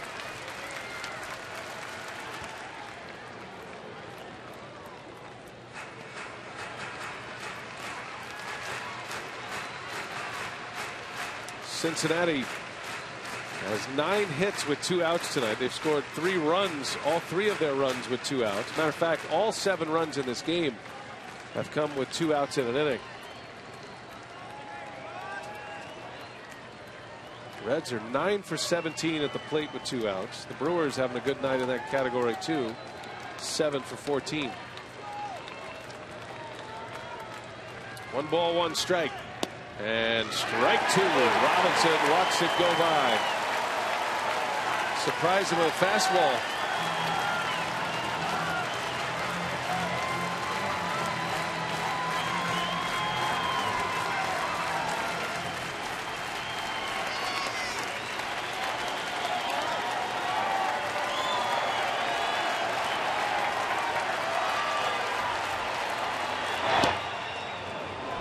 Two and two. Trying to get him to bite on a changeup, and Robinson being disciplined. There's the difference you were talking about.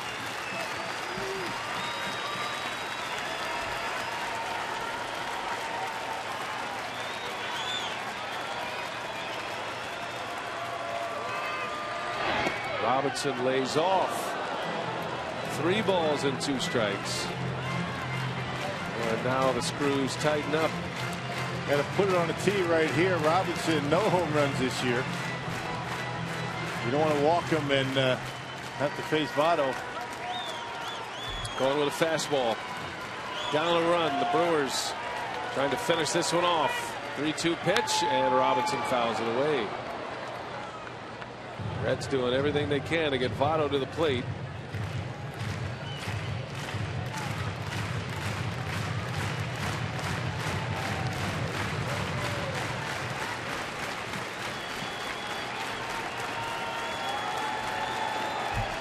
Full count, 2 outs.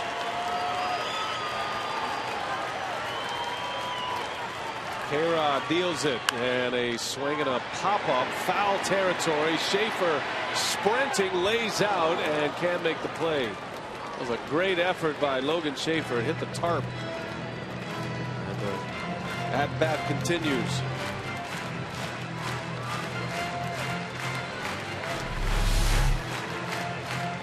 And just ran out of room, and Schaefer got there quickly. We'll do it again.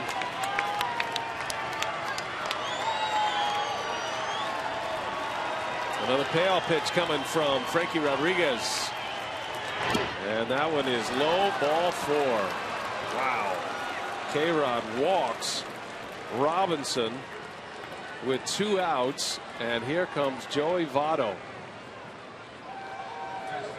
That's a nice at bat by Robinson right there. I'll tell you, he fouled off some tough pitches. He took some change ups, and now the Reds have the guy they want up.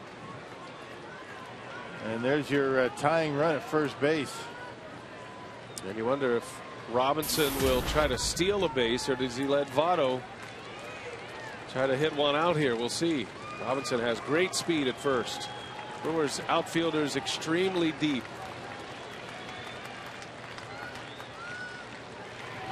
And a curveball strike.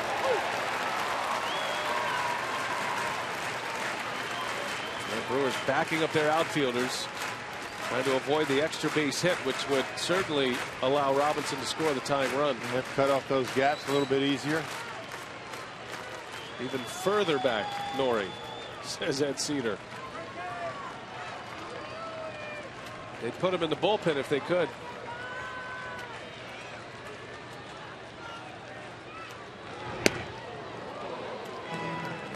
Well, Votto was at the plate in the 7th inning in a key spot. He was facing John Axford at the time. Had 2 on. Reds down a run, and Axford, after a long battle, struck him out with an inside corner fastball. K-Rod doesn't have quite the velocity that John Axford does.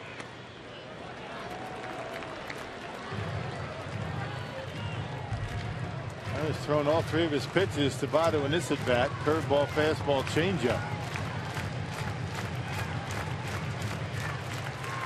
You know what Votto's thinking here. Get a fastball and knock one out of here. K-Rod having a tough time throwing his changeup for strikes.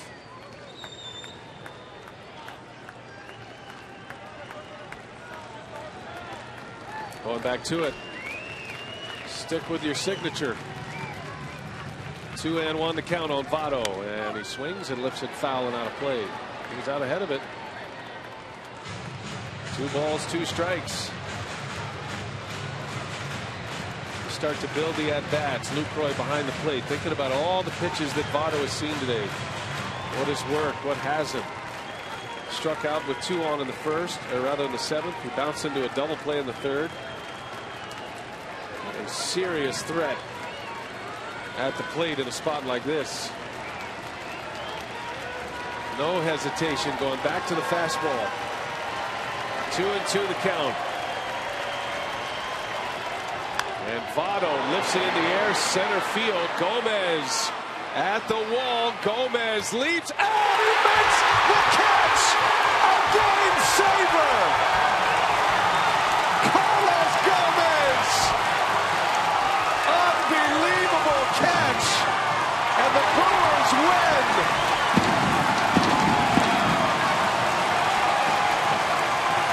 In a year of great catches for Gomez, that one tops them all. And he hasn't shown the baseball. The Reds weren't sure if he had the ball in his glove or not. Joey Votto looking out there. The coaching staff. Derek Robinson still wondering if the ball was in his glove, but finally got the out call. How about that guy, Carlos Gomez? Rough night at the plate, but he saves the game for Milwaukee. Just give him a gold glove right now. Cannot be done any better than that with the game on the line. Saving a home run that would have put the Reds on top. Carlos Gomez does it again. What a play right there. Man, oh man.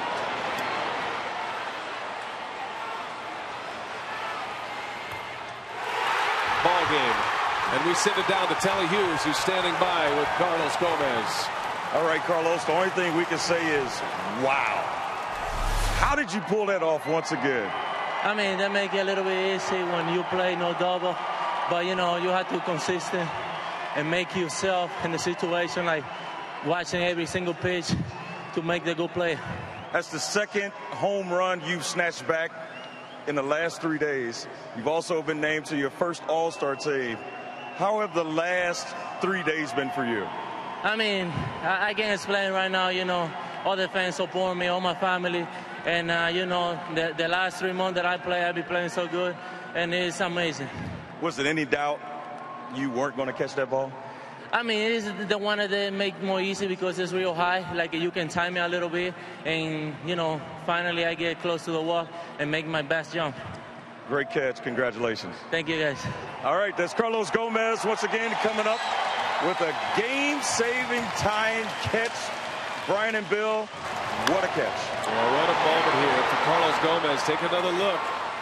Back to the wall, times his lead perfectly, pulls it back. And check out this reaction by Joey Votto, who can't believe it. He wants to make sure that they show the baseball when Votto sees that he has it in his glove. Yeah, Carlos never took the ball out of his glove, so the Reds weren't sure. Wow, incredible. And how about the reaction from Frankie Rodriguez? Just like the rest of us.